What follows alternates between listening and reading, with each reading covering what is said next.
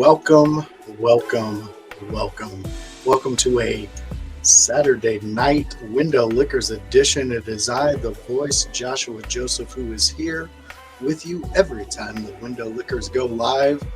And, well, of course, I brought a friend today, a good buddy of mine, known as Bubba Duke. You may have caught him with me many times on the Raw preview show, and you can catch him on his Raw Patrol watch-along show and his Thursday night Boar's Nest. He is the one, the only, the Canadian restorer, Bubba Duke. How goes it, Bubba Duke? It's going good, buddy. We did take a night off on Thursday. We both had things going on, and so we took a night and just kind of recouped our energy, and which you need to do every now and then on doing this stuff. Oh, most definitely. Don't want to get burnt out. Yeah. And we've been looking for some new games for everybody to kind of check out. And we found two, so we're excited to start that this Thursday coming up. Can't wait. Yeah. That sounds exciting. Yeah, dude. The one game, I'm not sure if it's multiplayer, but dude, it is creepy. It kind of gives me that old school, like 80s slasher vibe. Oh, you got like that. Oh, dude, it is best like movies were the 80s slasher film.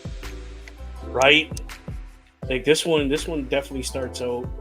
You're in the middle of, as I like to say, butt fuck nowhere. And a cop shows up out of nowhere, and it just continues to spiral out of control from there. That's kind of where I'm at in the game right now. I had to play the first little bit just to see if it was worth my time. Holy cow, dude, I got through the first mission. I was shaking in excitement. Yeah. To continue this game. So then it piqued your interest then. Big time.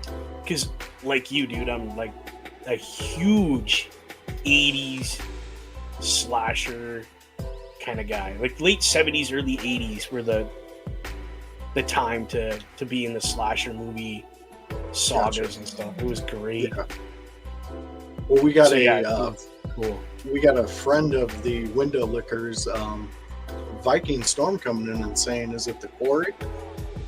Brother, how did you know, man? Well, that's what he does. He's Viking awesome. Storm. Fantastic friend of the Window Liquors. He's a great guy. That's what he does. He's a gamer. He loves games. I met him through the Lou, and we became fast friends on that through wrestling also.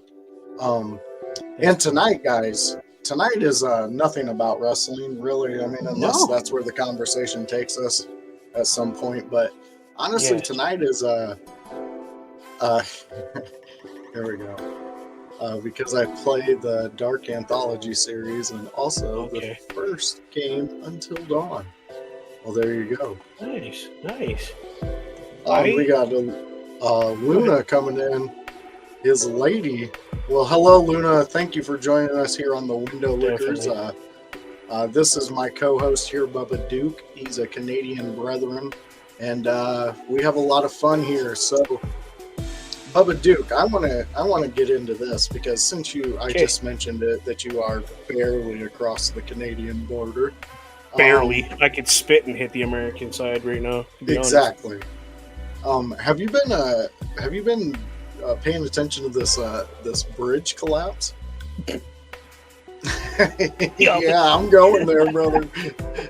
You're going there, bro. The gate with this one. I'll be honest. I was gonna just kind of avoid this topic because of the conspiracies. Yeah. And bro, I've been watching videos. Okay, like listen, when it comes to conspiracies, this guy does his research. Okay, so I've been watching all the videos and all these little explosions that people are seeing. That's literally the cable because they have electric cables running through it. Mm-hmm. But that's the bottom of the fucking bridge. That doesn't explain the top part. Why is that poofing and exploding? Why? And in my opinion, I'll be honest, in this day and age, there is zero reason a shipping vessel should, number one, lose power, and number two, do what that one did. No reason. Yeah. Because they have so much technology in them. Why would it do that? Right before I go into that, we got Viking Storm saying, I got to shoot you a message sometime, man. Got ideas about some stuff. Hey, man, I'm always up and ready to hear some ideas. And shoot me a message, man. No worries. You know you can always get a hold of me, Viking Storm. And now let me go into what Bubba Duke was just talking about. Yes. So I've been paying attention to a lot of ex-Navy guys, ex-shipping container driving guys, those guys, just they've been popping up on podcasts lately and discussing some things. Yes. You are correct. Why is a boat that size? Why is there a lot of things going on with that boat? Why was there not two tugboats on one on each side? Which no boat that size could leave a harbor safely without that steering the big ass boat. Secondly, just like you said, in this day and age, the technology that these boats are equipped with, I'm not going to give the date because I've heard multiple different dates given out, years actually, of when this actually happened. But they are actually set up now that when they do lose power, they never lose steering. It's a safety feature that these boats have. Yep. So all I'm saying in this Windows Liquors edition of a Saturday night is there things to look into. Yes, Bubba Duke, chime in, man. Yeah, no, see, little tidbit of the Dukester here. I served my time in the Navy, and the boats I was on, we literally did drills of if all the power went down, boom, no power on that ship, how things were to happen. Mm-hmm. The first thing that happens is you go from your electric steering with your throttles to a manual old school wheel. Like literally there's still the old wheel. A wheel. Yeah, now it's not this giant, it's not the Jack Sparrow. I am the sparrow of the sea. No, it's not nothing like that. But it's still got the same concept. It's just smaller. Exactly. I got what you're saying. And the guy boom, neutral for those two motors so that it doesn't, one doesn't kick in before the other and turn the boat. And then he literally leaves that station, boom, and he goes to the wheel and he holds the wheel steady. Gotcha. Okay, and then everybody else takes over to where they're supposed to go, blah, blah, blah, blah, blah. But yeah, there's manual steering on that boat 24 hours a day, 7 days a week. So why this boat didn't have that, I don't know. If they did, again, there's no reason that boat should even moved from dock without the two tugboats. Yep. Right there, that's your big foghorn. Number 3, where was they call them pilots, the harbor pilot, that pilots your boat in and out of the harbor? Maybe he was helping with the potholes up on the bridge with the all the other guys. I mean, I don't know. Like, I don't want to take anything away from these people that lost their lives in this tragedy. Exactly. I understand where there was no need for it, though. There was no. Yeah. I mean, honestly, there's a need. That depends on who's in charge. Who's ever in charge, and I'm not pointing any fingers because I have no clue, and so I'm not gonna go out there and say any names that I actually full-heartedly think what's happening. But honestly, when you think about it, it gets to a point to where it's like, what in the fuck are you dressed up like a bumblebee for? What do you look like Indianapolis Joe? Exactly. I mean, why? What the fuck is going on? Who's manning this ship? Who's fucking doing? And yes, I know I'm speaking in metaphors. I mean, I'm talking about the whole fucking shenanigans going on. I mean, okay. Oh hell yeah. let's change a little bit of gears, but stay inside conspiracy worlds, and let's jump into the Sean Diddy Combs bullshit. Oh my God. Yeah, let's do it, because this is fun.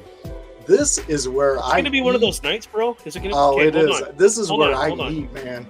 Hold on. We got. I can't do this without doing it. Beast mode right now.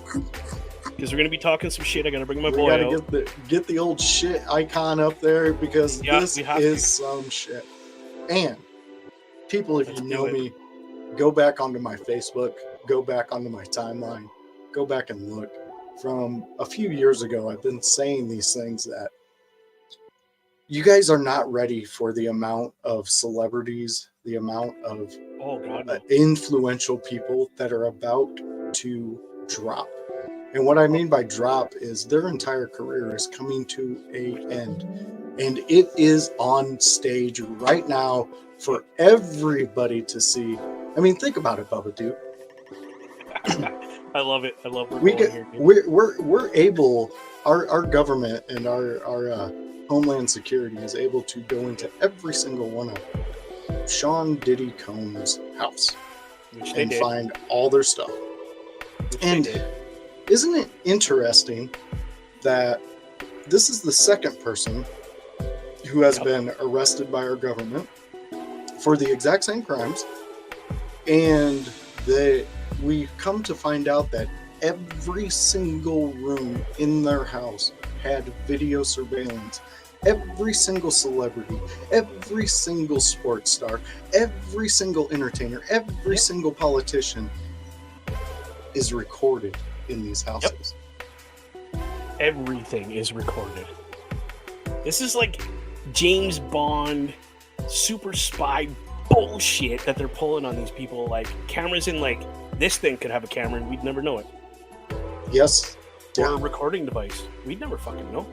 True. And like Viking Storm saying here, Mel Gibson tried to warn us about the sex traffic ring back in the 90s. He did. There's what they did to his career, they labeled him as crazy. And I believe Dave Chappelle said it best. He said, the worst thing you can do to a man or woman or person of any type of influence is label them as crazy. Even a person who's spouting off ideas. I know I'm a little far out there with my thinking, but I challenge a lot of you who have spoke to me, who have told me that my ideas during a certain flu season a couple years ago was just no more than bullshit. The fact that there were people doing fucked up things. But back to what I'm saying with Diddy. Yeah, let's go full circle. Back to Diddy. And the whole other person I was bringing up with that, we all know the name. Mm-hmm. But we don't know who they were supplying to. Isn't that weird? Nobody's gone to jail for this. No. I mean, Ghislaine, she went, but who did she traffic to? Nobody? We talked about this the other day, and we're like, yeah, where's her little black book of clients? Like, you don't just randomly go out and, hey, do you want to do this? Oh, yeah, sure. Here's blah, blah, blah amount of money. Tell them to meet me at this place. No, you got a black book of that person's name, that person's number, how much they're spending, how much they've spent to date, where they've, you don't not do this shit and not have a black book. Exactly. You keep receipts. Why wouldn't you keep receipts? Well, like receipt, yeah. And just like, I mean, if you're paying attention to it, there's a lot of celebrities right now that are shitting themselves. Well, did you see the video of P. Diddy at an airport or something? They had him locked, like basically they had him in his area. It looked like an airport to me. And dude was pacing while they were serving these warrants to look at it in his houses and stuff. Dude, he was white, bro. Like, brother went white when they arrested him and put him in that room. There Like, there needs to be consequences held for all this going on. This is not the first incident. This is not the only one that they know about either. And it's getting to a point to where what do we do? What do we do? Because we're sitting around. Yeah, me and you were talking about it. I mean, I guess that's some form of bringing at least to people's bringing it to attention the to or forefront. not. Yeah. Yeah, but and correct me if I'm wrong, but the past I would say 8 years, Yep. I've noticed that people's brains are becoming to where they just want to block off anything. Yeah, basically exactly what you're pointing at. And it's harmful because Yeah. we all fall for nonsense from people. I mean, We do. let's go in. Here's our little bit of wrestling we'll talk about. Let's go back into the Vince McMahon stuff. Okay, a lot of that stuff has been said. A lot of the stuff came out in court, but then also a lot of shit came out supposedly about Brock Lesnar. They wiped him away from everything, and then Yeah. what did they have to do just a few weeks ago, Bubba? They had to put them all back because everything was false. So now, if you were a guilty man, why would the company put it back? Because he wasn't guilty of anything. Exactly. So why did they jump to a conclusion just because they heard something? I'm not Because saying that's that what they do. Because they're full of this. Exactly, because It's we're not easier- thinking. We're not using that. It's easier to jump to a resolution of Yeah. somebody spreading rumors, and it's just easier to think, oh yeah, he did it. Okay, go away. Before this whole you're innocent until proven guilty. No. Mhm. No, that's not how this shit works. I'll tell you for a fact. Personally went through this shit. You're guilty and have to prove your innocence. It's And not the other sometimes way that around. doesn't even matter. And sometimes that doesn't matter because he said, she said is bullshit, as the Mhm. lyric says. And it depends on what judge you get, what jury you get, who's in it, blah, blah, what was the accusation, and all that shit. You know what I mean? Like, Yeah. you literally have to make sure nowadays you don't talk. I don't talk to anybody because you could say hi and they could twist it and distort it into you harassing them, and now you get a charge for harassment because Yeah. they said so, not Yeah. because the cops listening to you at all. Like, dude, I just walked by and said hi because I'm a nice guy, just saying hi. Oh no, you were sexually harassing that girl because you talked to her. Yeah. And now you get Well, a charge. Yeah, and I mean, it's like Tony Hardy says here, who is, if anybody knows him out there in the wrestling world, this is Tone C, one of the baddest assassins out there. This dude, I've watched him so many times in the ring, and every Oh, yeah? single time was better than the last. Tone C, thank you for joining us here. But as he says, guilty until proven innocent, unfortunately. And that is exactly It's what we're at. unfortunate now. And it's, look, here's ahead. where I'm bringing it all back again. It's almost like they found out that that Sean had videotape, and then Yep. everything came unraveled. Unraveled. Yeah. And it was like, and this is the second time because we know the guy in the island. We know he had a ton of shit, and he had a lot of crazy. recordings. He had an infamous painting. I don't know if you know this, but as soon as you walked into his mansion there, and you walked into the foyer, and then walked into whatever room was open with the fireplace, like the library and stuff. It was probably a library. well, But go they had ahead. right over the fireplace. They had a big ass portrait of Bill Clinton in the blue dress that Monica Lewinsky was famous with, sitting in a chair. Yeah, you didn't know about this? What? Yeah. Oh, dude, you can look it up right now on your phone.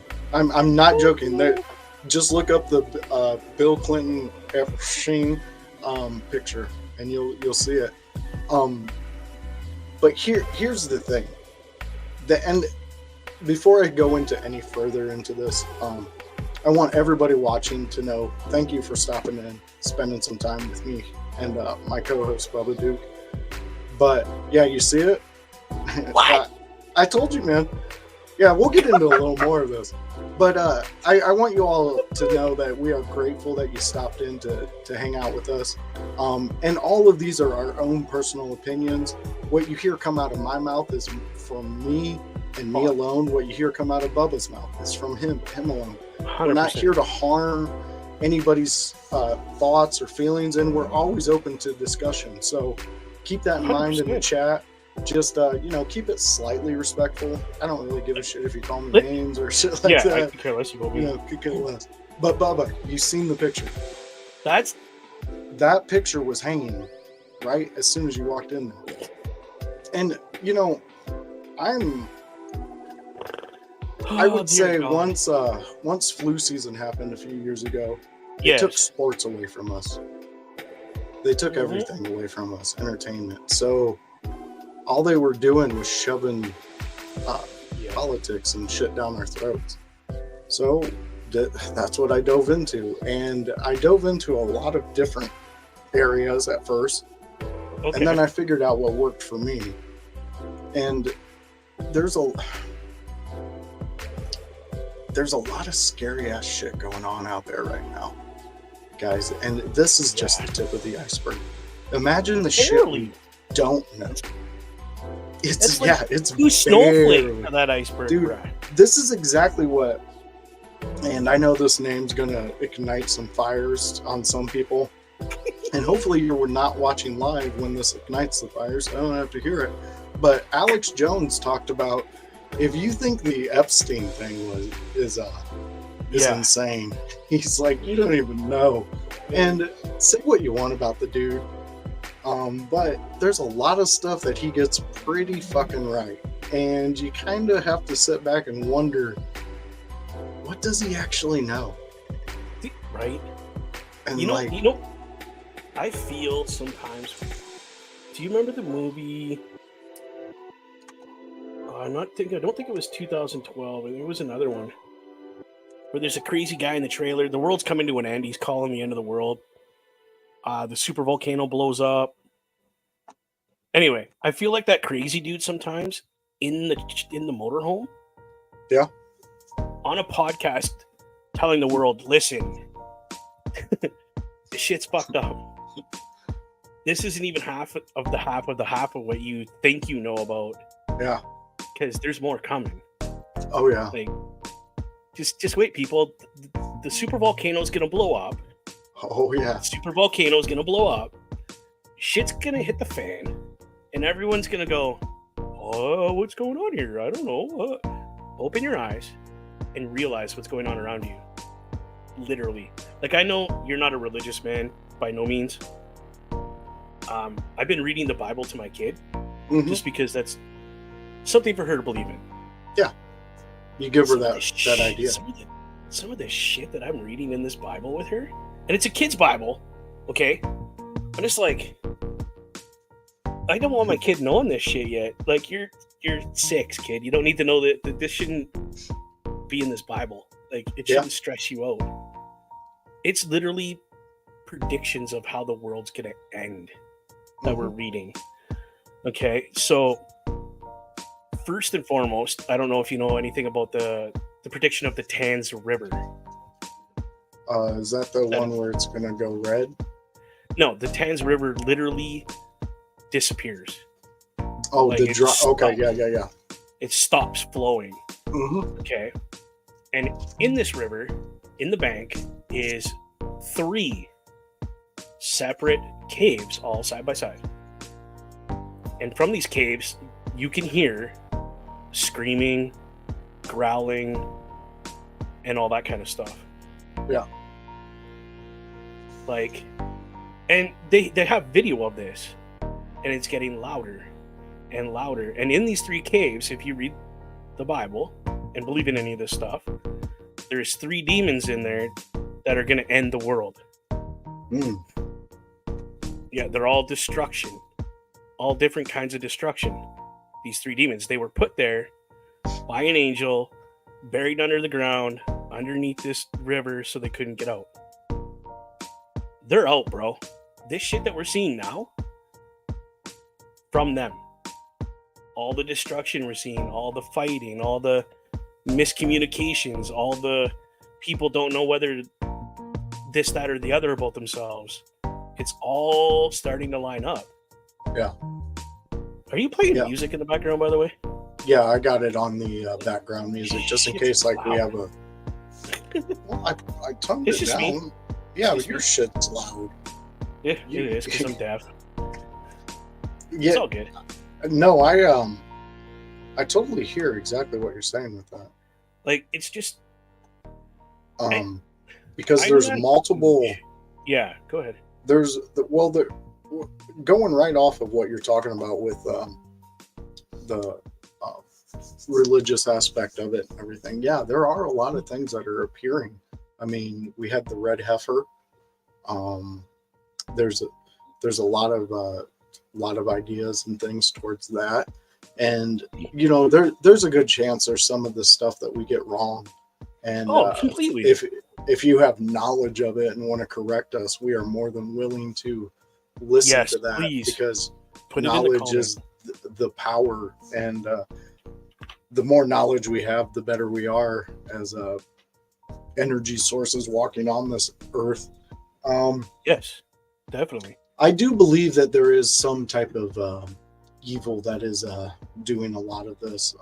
I like to go back to, like I said, the guy who earlier, Alex Jones. I believe that this is all how do you say it, Molochian. Okay. You ever seen the goat-headed woman body figure, as above, so below? Okay, so that goat demon thing, that's Moloch. Some really disturbing shit there. I mean, like, you go into human blood sacrifices with that. You go into a lot of the sex magic. Twisted. Oh yeah. Yeah. It's and you know, here's the thing I believe with that. All that stuff can be real because people give it power. 100%. We are energy sources. We are energy. Once we die, that is just your vessel stopping. Your energy continues. It goes. Energy never stops. It's a continuation thing. So where does it end? I don't know. Where does it go into? I don't know. I don't know any of those things, but I do know that for myself and for what I believe, that the fact that if we are a continuation of energy and we can go, once the vessel is done with, and we can go on to something else, there's a chance for things. I mean, for maybe a different outlook, maybe a different environment, maybe a different way of becoming better. But once you get into the world of getting things easier, getting things to where it's handed to you as opposed to you working for it, you lose all. And this is my own thinking. You lose all you lose all your ambition for it. You lose all your actual praise and like actual like accomplishment that you could feel, as opposed to putting in the work, putting in the time, putting in the extra, you know, sacrificing a little bit. You're saying you're missing just so I can understand, you're missing hey man, I just accomplished that. Yeah. When it's just given to you. Yeah. When you're told you're great, when you're given that next platform, as opposed to doing the hours of whatever it is, and then somebody discovering you, and then you putting in the hard work. Exactly what I'm saying. I mean, there's a lot of easy way outs of a lot of situations in life, and yeah, you could take it, and if you do and it works out for you and nothing horrible comes from it or nothing destructive comes from it, that's fucking fantastic. Cool. Way to go, you know? Like, yeah, like honestly, great for you.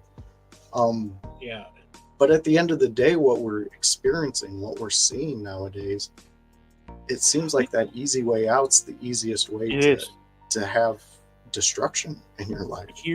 Here's the prime example of that. A young gentleman that I work with, although there's two of them, okay? And they're vice versa. They're complete opposites of each other. The one guy is becoming a like EMT, firefighter, first responder, that kind of thing. And he's busting his ass. And every day he comes in, I ask him, how you doing, buddy? How's school? How's your training? And if he has a bad day, comes in, he's kind of bummed out. I'm like, well, what did you do this week? Oh, I just, I helped somebody out of their house that was on fire, and I just feel like I didn't do much this week. I look at him and go, bro, do you realize you saved a life this week? I can't say I've done that. You've saved somebody. Yeah. And he just stops and he thinks about it. And then he goes, huh, yeah, bro, thank you. And I brighten his day up. The other guy, complete opposite. Everything, like you said, it's handed to him. No satisfaction of, hey, that's mine. Mm-hmm. He totaled his car. He's like, whatever.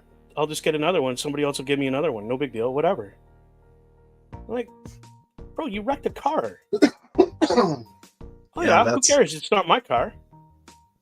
You know what I'm saying? Like, there's no ownership to it. That he didn't earn it. Exactly. When it's not yours and it's just given. Yeah, it's like, who cares? It's not exactly mine. What you're bringing to the table there with that. With that, I mean, that example. I mean, and that's exactly what I'm talking about. You hit the nail on the head there. Is the easy way out easier? Fuck yeah, it is. That's why it's called the easy way out. Yeah. I've never been handed anything in my life, dude. Like, never. Exactly. I mean, there's a lot of things, like just in the past 5 years of starting podcasting. Right. There's a lot of things I could have easily just stuck in there with and been like, okay. But I didn't feel like me. I didn't feel like same guy. The same thing, the same old, oh, that guy's doing it, so I'm going to do it. That guy's doing it, so I'm going to do it. They're making money, so I'll make money. No, you're not going to, because they busted their asses to get where they are. They're not following. And exactly. Like, I was thinking about it today, like on my drive to the dispensary. I'm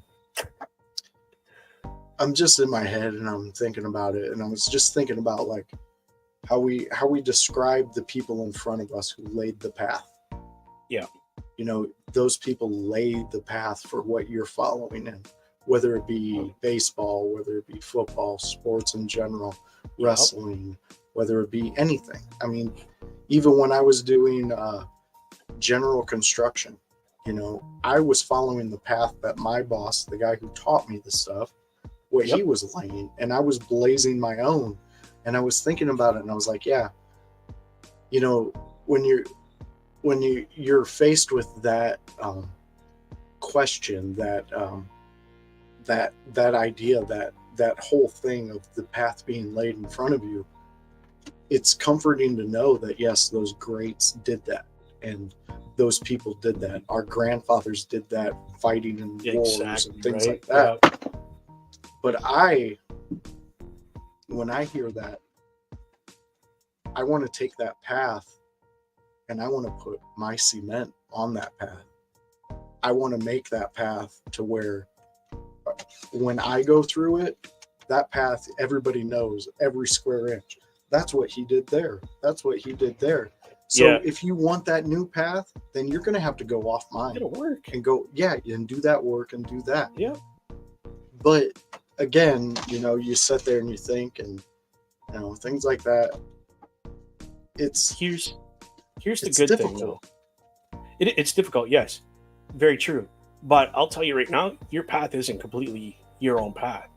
No, because you've taken information from this person, that person, grandpa, grandmas, aunts, uncles, great grandparents, best friends, and you've taken what they've given you and put it into that smooth, to make that path nice and smooth and not rocky and bumpy and all that. Okay, yeah, there was spots back there that in the beginning that are a little bumpy and kind of not so good.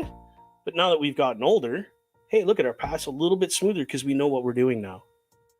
We know how to get out of these bumpy patches and all the bullshit and to keep it nice and smooth. Exactly. Hey, man, I'm trying to be, and I'll admit it, my dad, yeah, it wasn't the best dad in the world, but given the time that he was and what was going on in that time for him to raise 3 kids, being a stay-at-home dad, because he couldn't work. He had renal issues. So he had 2 transplants by the time I was like 12. Mm-hmm. And then he had heart disease as well. Unfortunate. But he's doing all this while mom's at work. So he's trying to be the best dad he can. Cool. You know what? If I could be half the dad he was to me, to my kid, I feel that I've accomplished something. That he'll be proud of me for taking that little bit from him. Do I yell? No. I try not to yell at my kid because I just find it's useless. Mm-hmm. Did dad yell at me? Of course my dad yelled at me because I was a punk, stupid little kid with ADHD really bad, not diagnosed because we didn't know what it was back then. You were just a troublemaker. So yeah, I got yelled at. But guess what happened later on in life before my dad passed away? He's like, bro, sorry I yelled at you when you were a kid because we didn't know what was wrong with you. You know what I mean? I get you. Shook his hand, gave him a hug, said, Dad, don't worry about it. I needed to be yelled at back then because I was stupid as shit. Thanks, man. Yeah, we all are, you know. That's at that just age, yeah, especially at that age. It's rare to find a kid that's like not, especially boys that don't investigate things like light sockets and things like that. Dude, you know how many light sockets I looked at? Like, what is that? Yeah, exactly. Like, what happens if I put hey Dad, what happens if I put this in the light socket? Well, you'll shoot across the room, son. You'll find out real quick if you do it. You'll become Bubba Sparks in a couple seconds. It's He's exactly like, I advise you not to, but I'm not going to stop you. That was a horrible dad joke. I need to give myself the Cam Patterson. Shut up.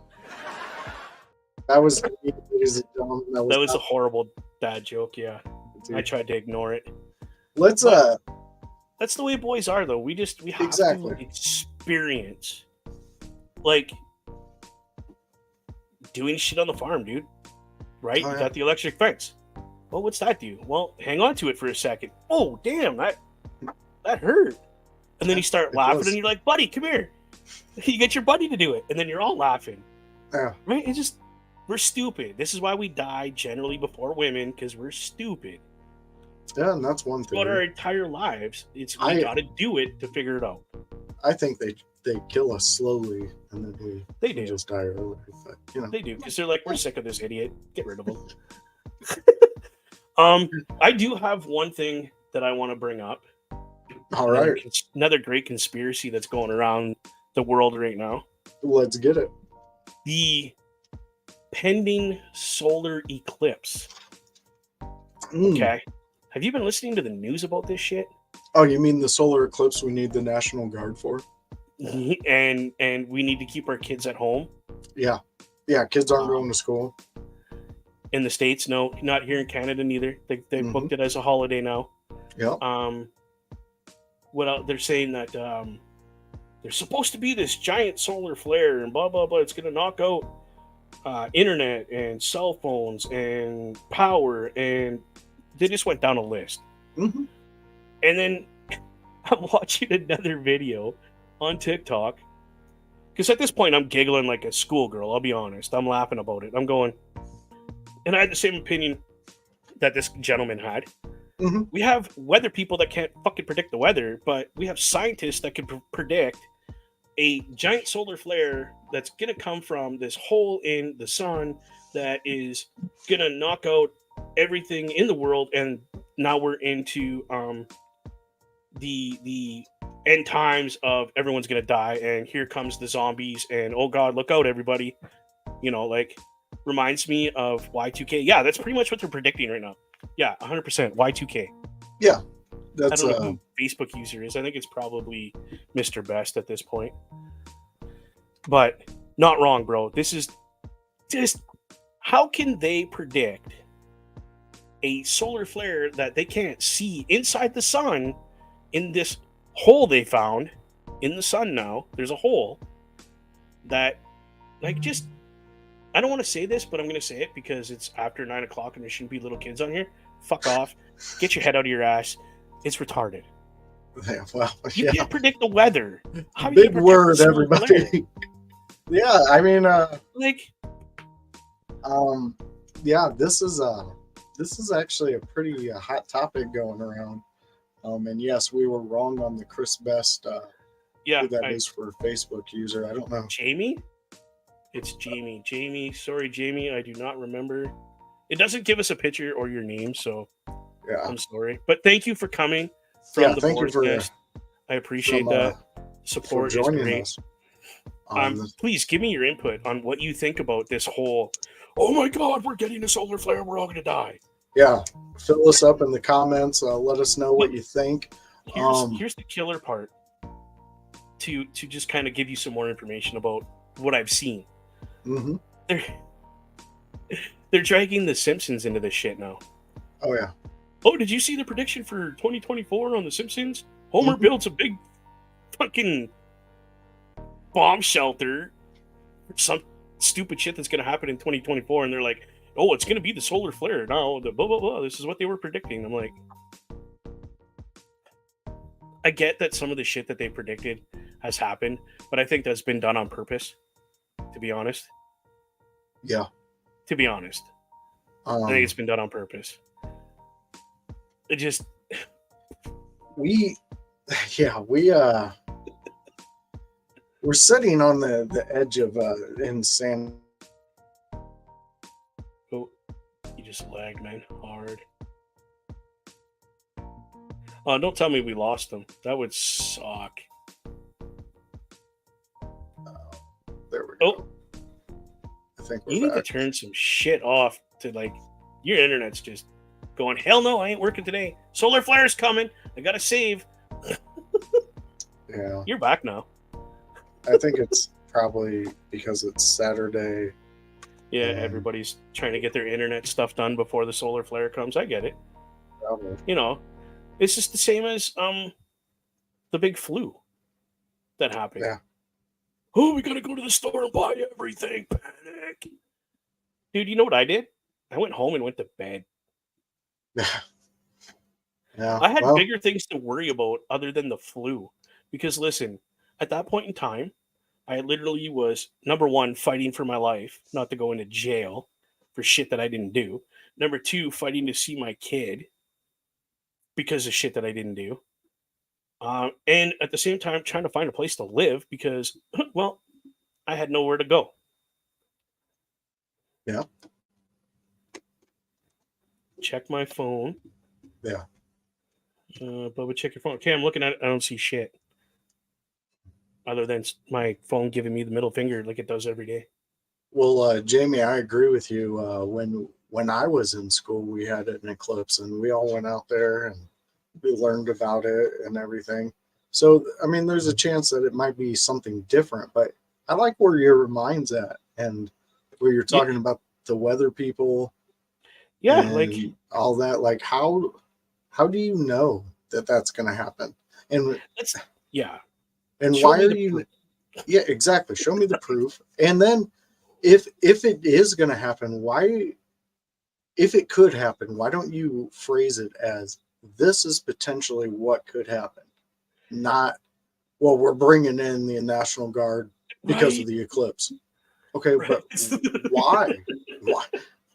Why? It's just it goes from a suggestion to mass panic. Mm-hmm. Very like quickly. That. Very, Literally. very quickly. I'm just like, because America. Because America. It's Canadians too. So let's, Well, yeah. And it's not just America.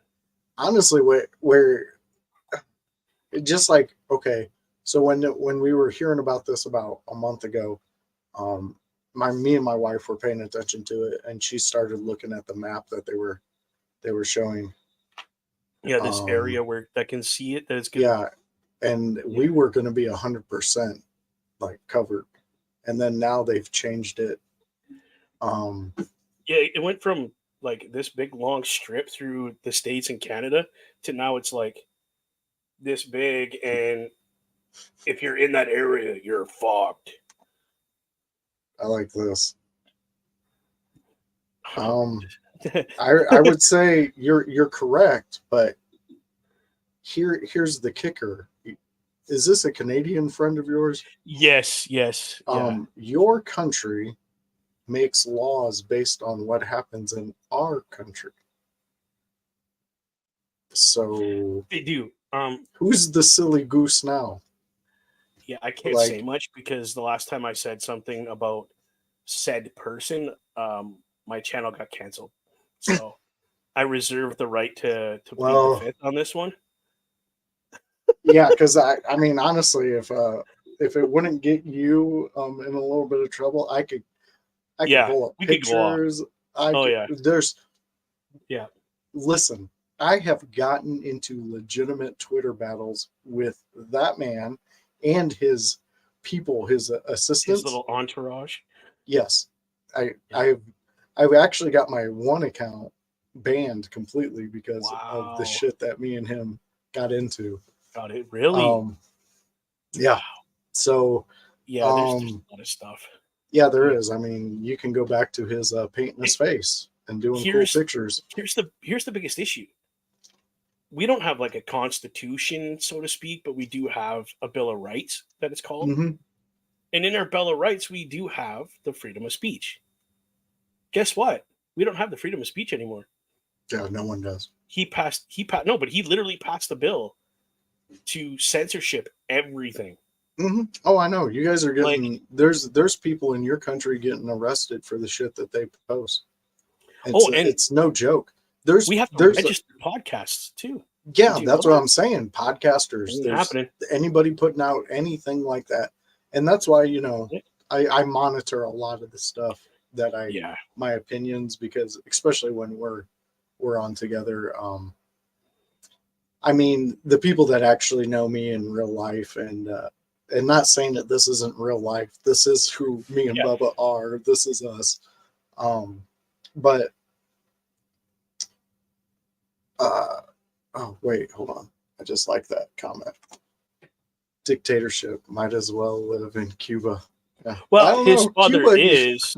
his father is Fidel Castro. Whoa, whoa, whoa, whoa, whoa, whoa, I'm telling you, I whoa. don't care if I get canceled at this point. No, we need to care because we need to try to get to where we want to go.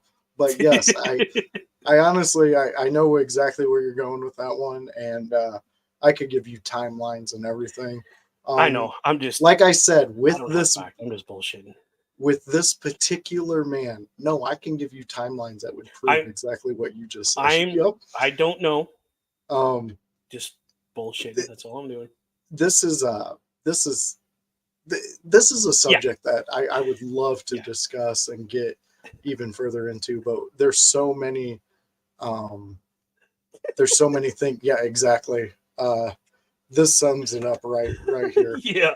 I'll leave it alone there, but yeah, you guys can catch me on another one where Bubba's just in the chat, and maybe I can give you a whole episode of that. Well, I would like to go into another one. Wondering if you know about these ones. Oh, okay. So, hold on. Okay, go ahead. So, do you know about MK Ultra? MK Ultra. Yes. Honestly, I it sounds familiar, but I don't remember. My brain's just went flat. No, you're perfectly fine. So MK Ultra was a cool CIA little fucking op that they did, in which they would find people with power, people who were bosses, things like that, people who had information, and what they would do is they would send ladies of the night, because there's certain words that'll get us hit real quick. So I got to be careful with what I say here. Politically but certain correct. ladies of the night, they would meet these gentlemen. Okay. in bars, and then be like, "Hey, my place is just over here over around the there. corner. Yep. Why don't you come up, have a drink, maybe have some fun?" So they go, Giggity giggity giggity. giggity. So they go to these things, and then they offer the gentleman a drink. Would you like a drink? A lot of Please them tell me would they take it. drugged the dude. Well, they drugged him with LSD. And Sweet. then, unbeknownst to that person, right next door to him would be the CIA guys watching everything, listening to it, doing all that Back stuff. to the cameras. Okay, yeah, so this Exactly. goes full So, circle. yeah. And then they had the women trained to try to extract information out of these people. And they did this. There's a belief because of the her father, who was one of the guys who started this. Courtney Love's a part of it. Is that why she's batshit crazy? That's what some people think. If you look back at it, I believe she introduced. She was one of the operatives that was a part of the introducing heroin into the grunge scene, into the that scene, and kind of basically, if you follow it and you look into it, there's a theory that she was basically getting Cobain hooked on heroin and getting them all strung out and shit, and just kind of seeing where it took them because of the influence that Nirvana actually had. I mean, we grew up in the time where Nirvana was actually alive and playing shows and stuff, and even though I'm close to going to see one, that's gross to me. I can't stand Nirvana, but besides that, I understand where fans enjoy them and their influence they had. And yeah, there's talks of her being one of them. There's a story about the guy who was running the whole thing. He ended up dosing his guys in his group that were working on this project. He took them out to, yeah, dude, listen to this story. So this, I forget his name. We don't need names. We don't need names. So this guy goes, "Hey, everybody in the group, we're gonna do a cool ass retreat in this cabin." And they're team building. Yeah, basically. And they're like, "Fuck yeah, dude, that's awesome. Let's do this." So they fucking go all out there. This guy ends up dosing all of them and doing this onto them and trying to, just experimenting with it. Well, one of the guys, exactly. One of the guys ends up being like, "Hey man, something happened on that trip." And they're like, "No, nothing happened. You're being crazy." And the guy's telling his family, he's like, "Look, I don't know what the fuck happened, but something happened. Something happened. Something went down and it ain't right." Yeah, and they're like, "Are you sure?" He's like, "Yeah, the dude keeps talking about it." So, anyways, the guy running the program's like, "Dude, we got to get John over here to shut the fuck up. He will not shut the fuck up about this." So they're like, the family ends up going, "Hey, we need to get him some mental health or some help."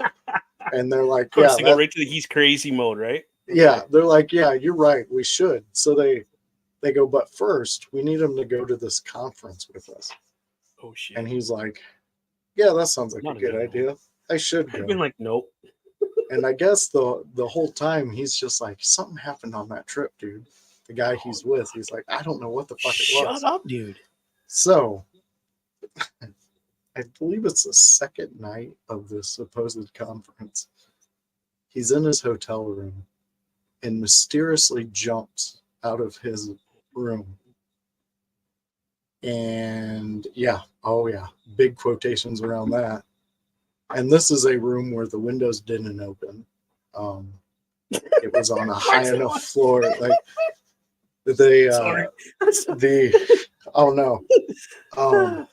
There's a lot of things that. It's like Kurt Cobain killed himself. No, he fucking didn't. I don't know if he did or didn't. Bro, how can there be no fingerprints on the goddamn gun? He used his toes. Not even his. He used his toes. There was no prints, period, on He the ain't got. gun. He shoot himself, have enough time to wipe it clean and go, okay. Maybe that was his last. Shut up. Like Papa Roach said, that was his last resort. He right before the final twitch, he cleaned everything off because he's like, I want to live in infamy. Oh, I don't want people to know. But yeah, they the family ended up questioning what happened.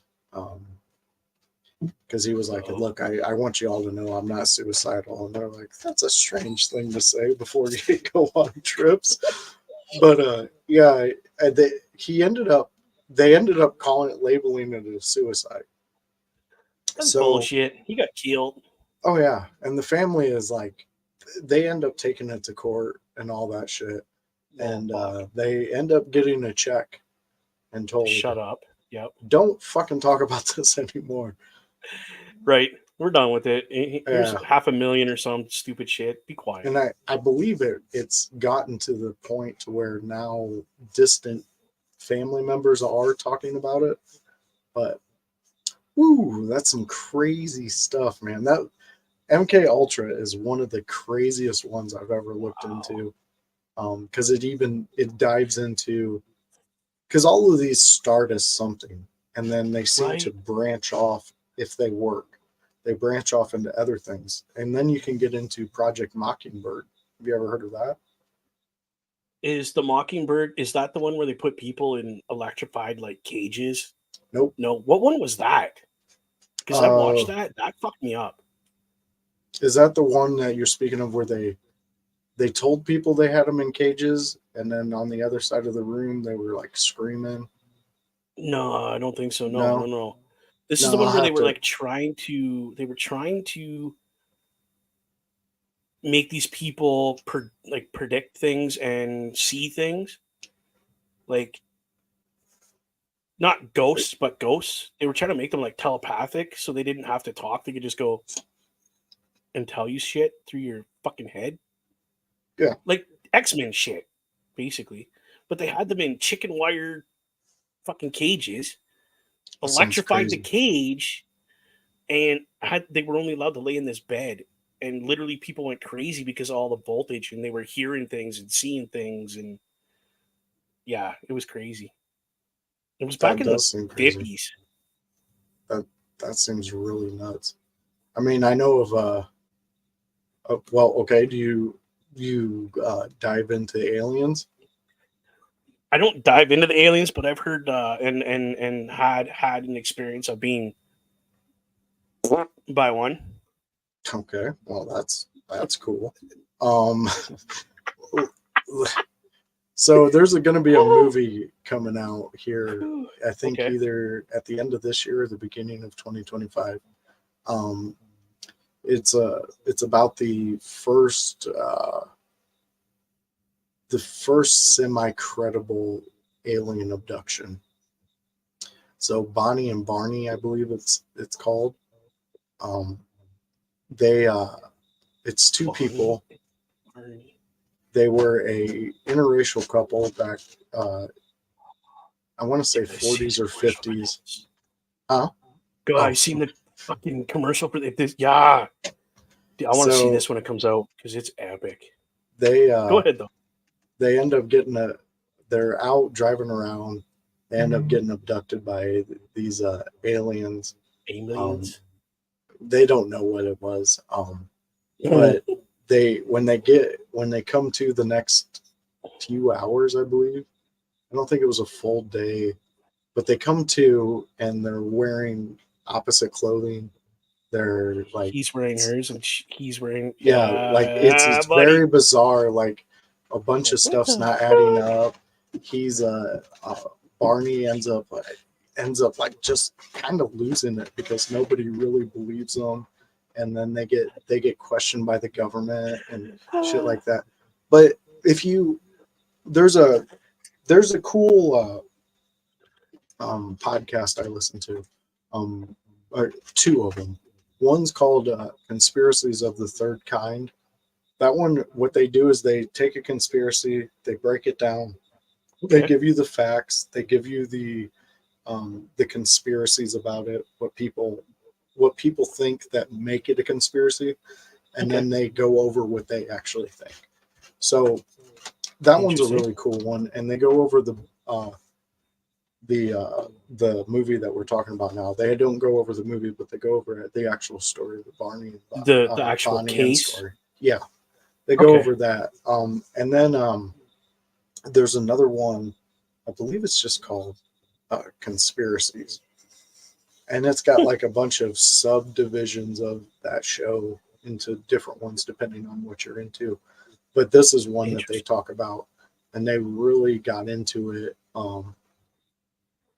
This honestly, like this one story is so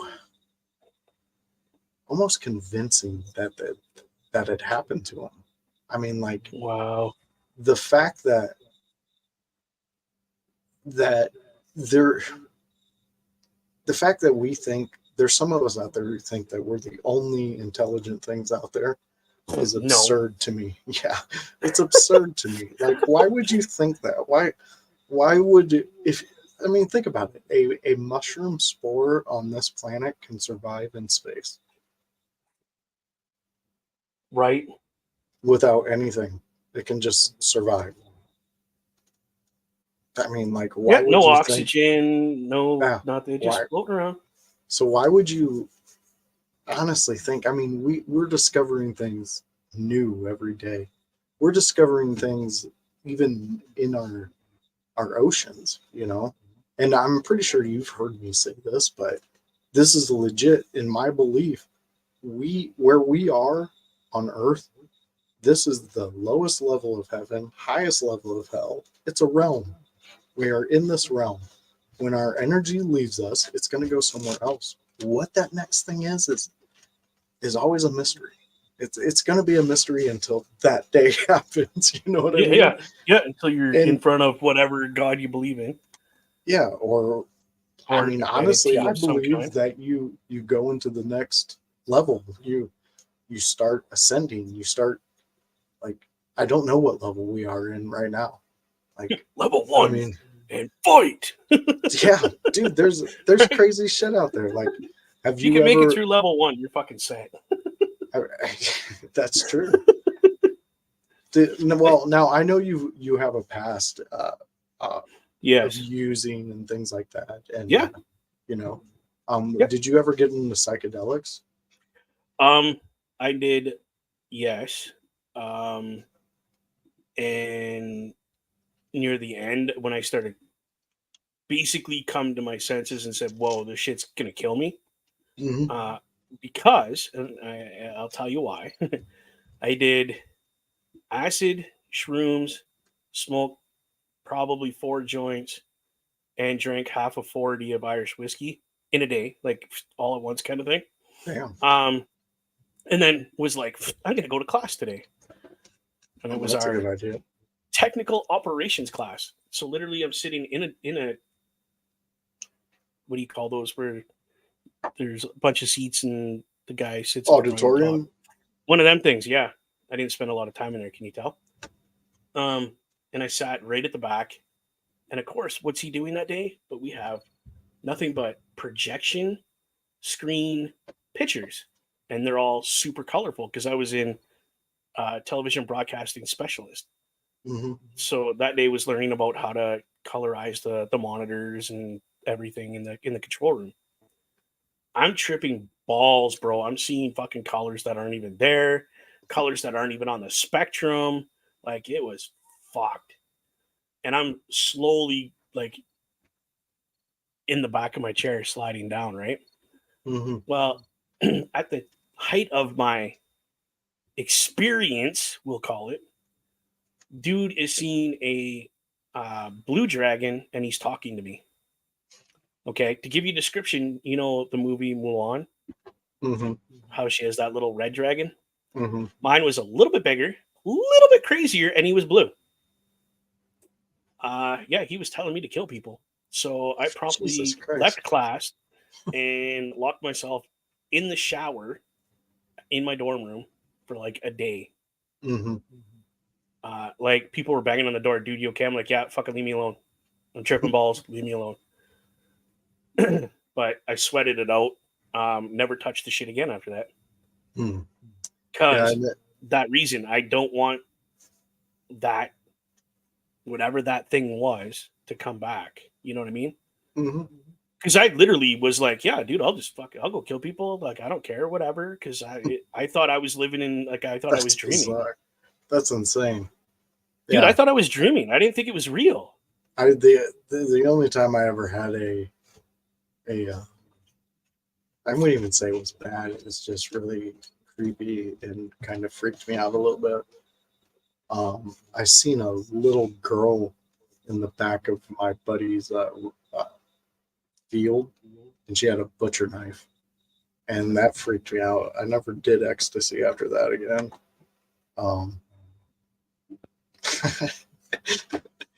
Viking Storm coming in saying I'm fucking tripping balls right now. Well, good on you, man. That's Yeah, fantastic. enjoy it, man. I'm never gonna be that guy to tell people, "Oh, you shouldn't do that." Oh, no. Hey, You know what? I had to learn my way. That it's your just not body, for your me. choice, my friend. Yeah, you do you, man. If you just don't ask me to buy it or do it with you, and I'll be good. I the reason I ask you is because have you ever done DMT? DMT.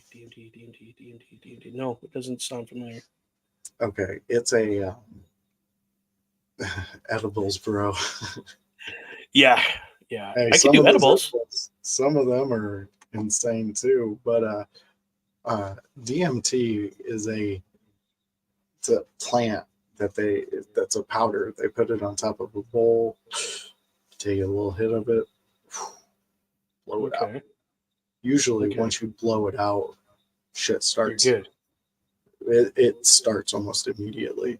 You get about anywhere from 20 to 30 minutes of this Holy fuck.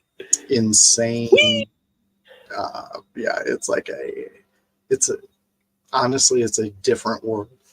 And the Okay. reason I've done it four times, and each time I've done it, I've progressed in my tripping world and in Okay. real life. Because the reason in real life is that it helped me understand certain things Okay. about myself that really I didn't understand or I was holding on to. Like different from you, me and my dad do not have a relationship. Yeah. Me and him had some issues when I was a kid, and I was his favorite punching bag. So things got Ouch. involved. I got taken away from him, shit like that. Anyways, we don't talk. Okay. And I carried that for a long time. Like that was my That's fault, you know. yeah. It really fucked with my head, and It like does. it got to the point to where like I was drinking at work. I just didn't want to think. I You didn't didn't want want to feel. yeah, You exactly. didn't want Because to it was feel. like I didn't understand things. Because even if you go back even further than that, when I was 5 or before I was 5, I remember my mom just dropping me off at my dad's house and being like, I can't handle it anymore. I wasn't even a person to her at that point. It was an Wow. it. So it kind of messed with me. But getting back to this, so I You did did the DMT. I had some friends that were like, dude, this helped me. This might help you. Check it. okay. So I did it instantly, man. My world, all the walls came down, Wow. and I was instantly in another. Somewhere else, eh? I was somewhere else. Yeah, I've had Like that. it's so hard to describe. Like because things It were is. things were mathematical. Things like Did did shit slow down for you? Like things just kind of stop, like not it. stop moving, but they slowed right down to where you're like, oh, I could focus on this, and it was just like, oh, that's why that happened. Okay. Did you have that experience I when your had walls came down? Well, see, the thing with what I got out of it, out of my whole first experience with the walls, specifically coming down, Mhm. were like, for me to grow as a person, I needed to take the walls that I was holding up because of my past, and I had to break them down to escape and to go into the world that I knew I belonged. It was very weird. Through this entire Right. thing, I'm Mhm. seeing what they call the mechanical elves. Because here's the thing about DMT. DMT is one of the only hallucinogens on this planet that I can take 50 people. We could all do it at the same time. And 90% going to see the exact same thing. Fuck yeah. No other hallucinogen on the planet can do that. That's crazy. So people believe that it's the gateway to the next dimension. What makes things work here, and the the people who have done it over the years, you can describe they describe them as the mechanical elves. Huh. They're like, They're just there. yeah, they're there, you can't. but You can't. I I know what can't you're saying. I can't tell you how they're there, but They're they're just there. there. Dude. The way I can describe it is as you're sitting in a theater, okay? Okay. You're getting ready to watch a movie. Okay. It's a big ass theater, an old school theater. The Oh, those are curtains cool. the curtains open, the movie starts. That's all I can describe. Like I Wow. it was like they grabbed my Like, eyes and pulled the curtain and was like, this is how it works. So I've been to the door that people talk about. I've not gone through the door. I don't know how to get through the door. I don't know. okay. I was gonna ask why. Yeah, I don't know. You just don't know how to get through it yet. Yeah, and I haven't done it. And last time I I mean, did it was it's like over 10 years ago. yeah. And by the way, people, we're not condoning going out and trying drugs or doing drugs. No, We're just saying we've had experiences, yeah, and if it stops you from having to do it and learn the hard way that it's not for you, ah, please learn. I tell people all the time, this is my experience. yeah, I exactly. I literally was driving down the road in a '88 Lincoln Town Car, so a land yacht. Uh, I had just used, and I'm not proud of this. I was on heroin at the time, um, and I was driving pretty fast on this road, not realizing that they had started construction for the new highway. Hmm. So the road I was looking for went straight up the hill to where I was trying to go. That road wasn't there anymore. You had to go around, and it was like a big. They made an extra road so they could demolish the other one. No, I got you. An Um, access road. yeah. So prior to me getting to this normal road, I had a really bad. I want to call it like vision. I was face to face with my demon, my drug demon. Mm. Literally, like he was here, and I know it was a demon. What I call a demon. It smelled like burning flesh. Looked just skin, literally turned to liquid, dripping off it. Breath smelled really bad. Just the whole visual. And this thing says, "I'm gonna kill you." And I snapped to. When I snapped to, I was maybe 20, 30 feet from the ditch that they had just dug. So it was like a ditch. Hmm. I had enough time to slam the brakes, turn the car, and I turned it, slid sideways, and just the tire just went into the ditch. Damn. Um, if I wouldn't have come to and done that, there was literally a full size, I think it was a D3 dozer sitting on the other side of the ditch, blade facing me. You would have So you been think decapitated. I'd have been fucked because I was doing probably the speed limit there is, we'll say 50 kilometers an hour, which is like what, 50 your speed? I I have don't no know. clue. Chris could tell us, but I was doing 70 and the speed limit there is only 50. So this car would have launched across that ditch, boom, into the blade. I'd have been dead. Good evening. Good evening, Chris Best. Sorry, I didn't want to interrupt That's Bubba. okay. That's the day that I decided, enough's enough for me. I can't do this anymore. Yeah. And I haven't touched it. Now, have I gotten high? Yes. But it was more of a controlled secondhand high. I do use CBD for my pain in my back, which is completely different than THC high. Mm-hmm. I find CBD, I literally just melt into my bed and I'm out. So, but regardless, that was my experience. It was bad. It sucked. I got sober in time. I wasn't fully sober, but I was sober enough to understand what was going on with my dad. Mm-hmm. That's when he got cancer, and then 3 months later, literally 3 months later, he had passed away. Yeah. So I got to spend Christmas with my dad. I got to spend New Year's. I got my birthday with him, and then he passed away during your sobriety. During the first 3 months of my sobriety. Yeah. Well, I will admit it's an everyday thing. Oh yeah, of course. I mean, I myself am somebody who I used to take 18 800 milligram Vicodin a day. Like that was my my ultimate fucking cool pill guy moments.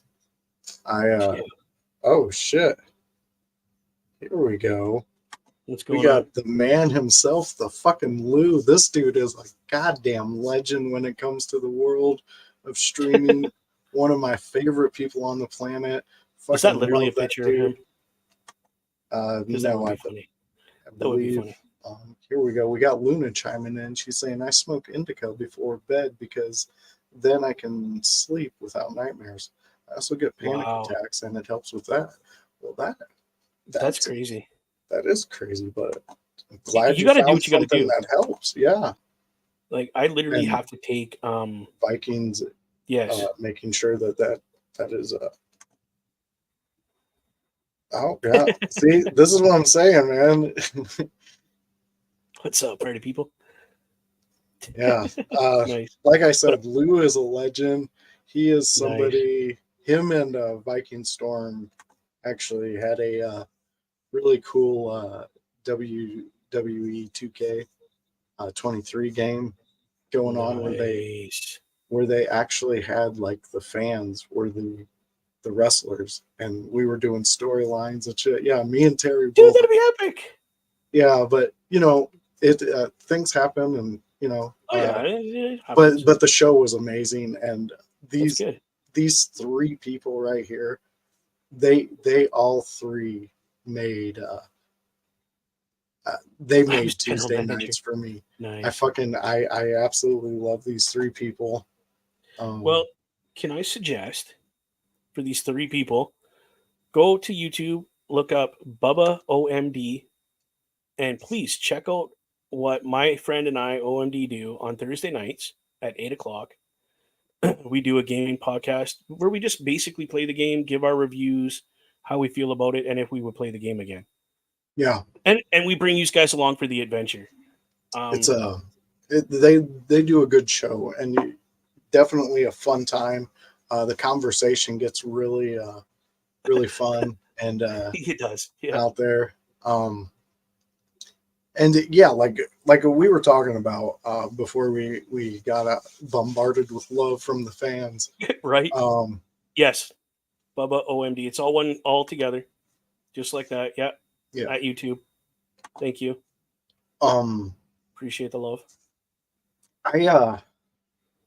There was a pill I did. Oh shit! Here we go. They called it a Dan, and it was for like schizophrenics. Oh Jesus! To help them, and I'm no schizophrenic, but dude, I'm telling you right now, my buddy Derek gave it to me, and I was like, all right, boy, so let's see what this is gonna do. I fucking popped that son of a bitch in. Well, about an hour going into it, I start to notice my body is feeling weird. Uh-oh. So I go. We thank you guys for doing that. Yes, thank you. You had Viking Storm in the Lou sub to you. Thank you very much. We appreciate the love. But yeah, I started feeling weird. So my buddy had this really cool like recliner that sat in the corner, and I was like, "That's my safe zone. I need to be there." So I know that. Yeah. I went there, but I went there didn't sit like a normal person. I sat like perched like a bird. Yep. And I'm sitting there and I'm in my head at least 40 minutes passes and I'm watching the carpet. There's a war happening Fuck inside yeah. the carpet. Fuck yeah. And I'm just like just What the staring at fuck? it perched in this chair. My buddy Derek walks in and he's like, Hey boy, what are you doing? I'm like, there's a war. And he's like, what the hell you mean a war? And I'm like, in your carpet. He's like, what, I got bugs or something? I'm like, no. And I'm just staring at this carpet. And in my head, dude, it was fucking moving. There was. Yeah. Oh, yeah, you can see everything. Dude, I get it. Carpet fucks with your head on psychedelics. Shag carpet fucks with your head. Fuck my face, man. That shit will destroy yourself. Yeah. Here we go. I did a men's My Rise for 2K24. Gonna do the woman soon. Yeah, there we go. Viking Storm. Awesome. Oh, I was Viking. I was I was taking medication that was not prescribed to me, and that, that's why you don't do that shit. Definitely a lesson in this podcast. We hope you all get. Yeah. Don't take shit that's not prescribed to you. I gotta take to sleep. I have to take a very high dose of melatonin, like stupid high, because my brain doesn't shut off. Yeah. Because of the way I rehabbed. And then all the stress I've gone through, that kind of shit. You know what I'm talking about. Mm-hmm. So you've seen it kick in where I'm like, but I'm still communicating with you like perfectly. But my brain is literally la la land, bruh. My ex-girlfriend, dude. Oh my God. The first time I had to take this, I'm sitting in a recliner chair. Okay. And I'm just like, I'm out, right? And she's like, babe, you okay? I'm like, yeah, I'm good. Why? What's up? Out cold, talking to her in my sleep. Yeah. I was out, and she's like, you need to go to bed. I got up, walked to the bed, and flopped on the floor. I missed the bed completely. Just boom, hit the floor. Yeah, I agree. And that's where I slept. Hey, it's Chris Parrish. Yeah, we got Chris Parrish coming in and Viking Storm. I second that. It does the exact same thing to me. Chris Parrish coming in. How are you doing, Parrish? Oh shit. Yeah, they're laughing at your story there, Bubba. Yeah, I mean, it's funny though because I didn't feel it because once this pill kicks in, it's like I'm high, okay, and I'm like even my cheeks here go numb. The roof of my mouth, everything, my whole body just goes this numb feeling, right? Because it's shutting, finally getting to shut down. Yeah. Where I'm like comatose, right? Like, but yeah, my girl said that I hit the floor so hard that it shook the house. Listen, look at that. He jumped on the floor and flopped like a fish. Yeah. SpongeBob, dude, don't even go there, okay? Listen, I was at my friend's place last night. Yeah, last night. Her little guy, 3 years old, fucking cutest kid ever. Got this long blonde hair. He looks like a surfer. Okay. He's got ADHD to the 9. Like he makes me look tame on the scale. Kid's out. Okay. He's laying in his little basket thingy, crib thing, whatever, watching TV, and he's got SpongeBob on. I'm like, fuck SpongeBob, great. I wish I would have been high last night because the episodes that I watched were so ridiculous and so funny that if I was high, it would have probably made me pee. Like, just all the adult innuendos in that show, I'm finally getting. I'm like, oh my god. You piss yourself when you're No, high? I would have if I would have been, because I'd have been laughing so hard. Was the point? Yeah, I got you. Smart ass. You, bruh. Don't make me come over there and Canadian your ass. You're a Canadian, my ass. Don't do that. Yeah. Make you a card carrying member of the tribe, bruh. Anyway, back to the fun show we're having here, which That's is funny as shit. Yeah, I gotta have a couple experiences with that shit too, dude. I'll tell you one time. It was 20. It was 2003. We got this one. That's fine. Thank you very much. I can absolutely love that one. right. What's this? Ayo. What's that mean? Heyo. Okay. 2003. So If I know. I'm working at Walmart. It's New Oh, you Year's were a Eve. Wally murder? Yeah, I worked produce. I was a produce guy. Is it produce or produce? Produce? They got people up here that say produce. Well, those people are dumb, and you should smack them. They are. They are. Put them on ice. But so yes, I totally agree with you on that one. Like, yeah, they're assholes. But here's the thing: working at Walmart in the produce, Okay. I was able to sneak away, and I was able to sneak away and smoke a little bit every once in a while. Never got caught doing that, but I'm pretty sure I should have been. 14 years, fuck. God, Lou, you do know some produce. But so I got New Year's Eve off. I'm like, I begged my boss. They're like, yeah, go ahead. Go ahead. Go ahead. Yeah, well, I seen a Viking put hell yeah in it. My brain, it works in funny ways. But so I'm living in this really small ass town. There's legit maybe 75 people that live in this town, but they have a diner, they have like a little general store, and they have a bar.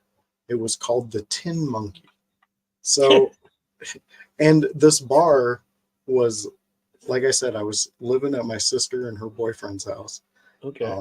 This bar was like not even it was like maybe 50 yards away from the door of my sister's apartment. So I go down there and I'm like, it's drinking time because I got the day off. And I go down there, they're closed. I'm like, fuck, I guess I'm not drinking. So I call a buddy. I'm like, hey, what do you got? He's like, I got some shrooms. You want them? I'm like, well, yes, I do. So he gives them to me. I go to my sister's house, go to the basement. It's all set up with games, shit like that. Right on. I take my Starburst out. I roll it with my rolling pin, get it all nice and flat. I put my shrooms in there, roll it up, and I just start eating on my shroom and Starburst roll. It's delicious, amazing thing. So I eat that, and I'm like, well, I got a little time before this kicks in. Let's see what's going on. So you think?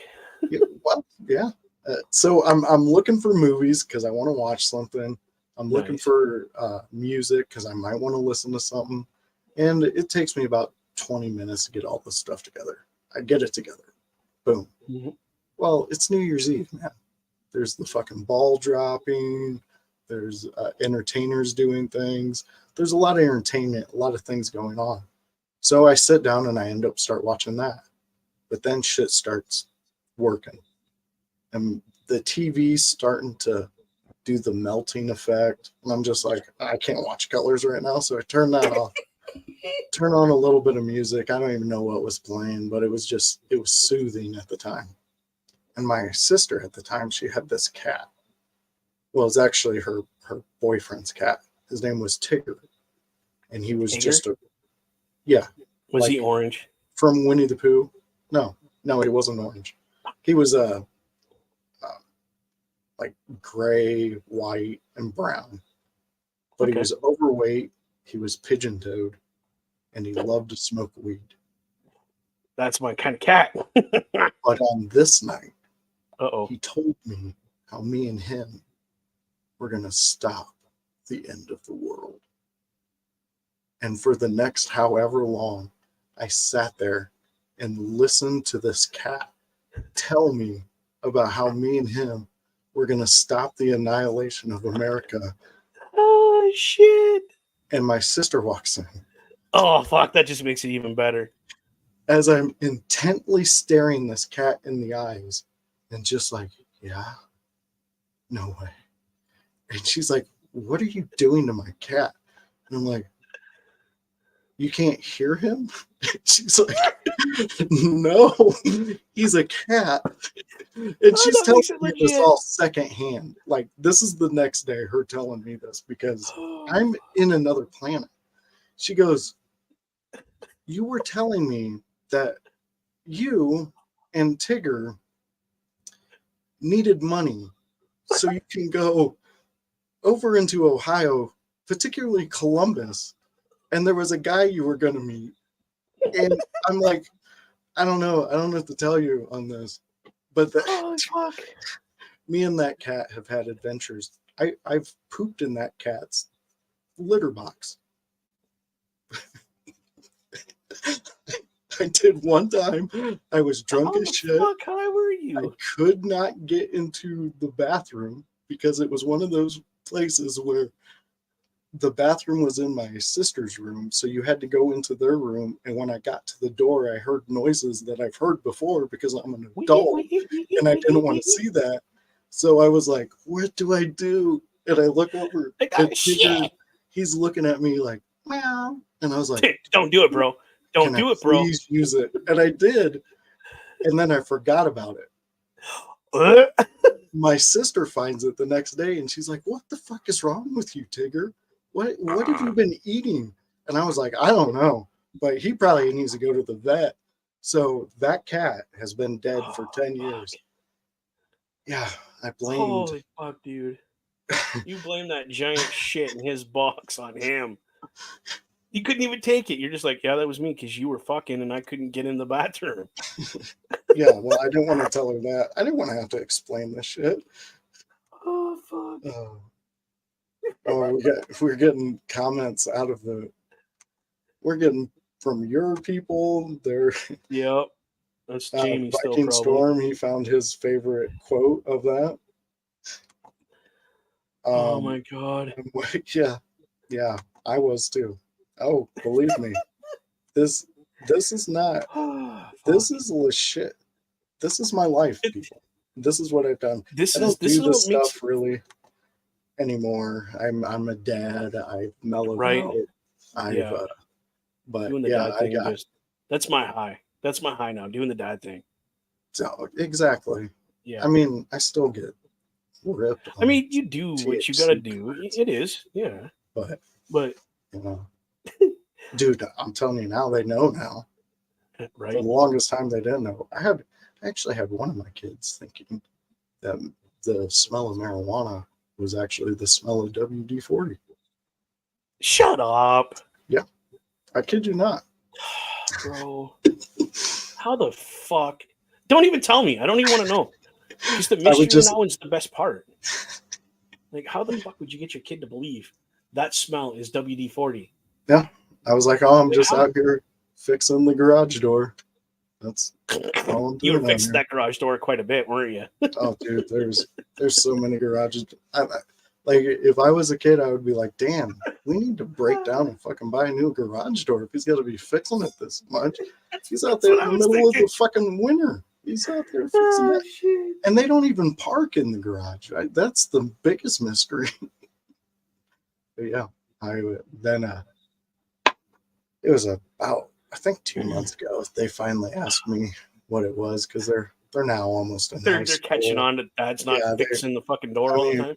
One of them has gone to a Weezer concert over the past summer, and she was everybody was smoking marijuana. And it's not WD-40, Dad. Yeah. Well, that one didn't know anything. That's funny. I like that. That's good. That's a good one, Chris Best. Yeah. Yeah, they those are a lot of the funnier stories. I went to a party one time when I was in high school. Oh God. Um, Here we go.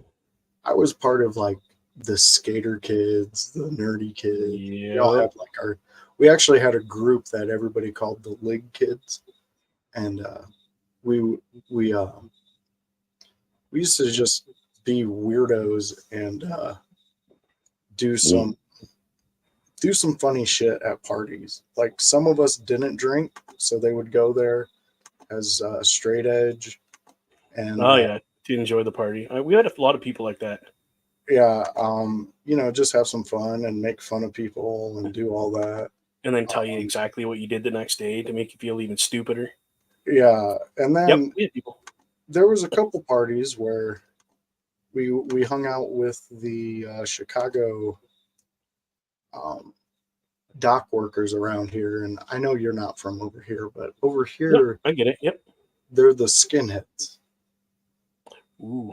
but they're not your Okay. what you think of skinheads. They're all races. Like they're Yeah. like there's black ones, there's Asian ones. These guys, they all joined a group. Um, they all had a group to where they protected each other uh, after they would like get paid. There was a lot of them that were like getting robbed and shit Oh wow. for their paychecks. And back then they were doing, making some decent money at it. So it was kind of devastating to some of them getting robbed. So they started a group and they were known as skinheads of up Okay. here. I mean, well, we would go to some parties and there would be some there and they would be initiating guys and shit like that. There was one Wow. guy that he worked in a trailer factory and he worked in the finishing department. And what he would do was he would cover up the nail holes and stuff like that. He would Okay. fix the imperfections, little things like that. Well, you could get this guy so drunk that you could give him a thing of peanut butter, and wherever you were at, he would get a spatula and he would start covering holes. With peanut butter. Dude, Jesus fuck. we had so many parties that we got thrown out of because we got this Because dude so drunk. he's He was covering smearing holes with peanut butter. in these people's houses. Fans, you've Oh, noticed that come on. we got a run in here, and that's what we call when we have a friend jump in. This is Chris Best himself. He is a part of Turnbuckle Studios. He is part of the Raw Patrol. He is part of his own entity known as Chris Best, and he is also I am Professor Chaos, bringer of destruction and doom. he is the Chris Best. How are you doing, my friend? Fuck. Doing pretty damn good. Not looking forward to this week though. What's going on this week? Oh, I've got a lot of preparation to do for the PLE watch along that we're going to be doing on Turnbuckle Studios. I forgot about that. Yeah, that is shoot. that is coming Yeah. up.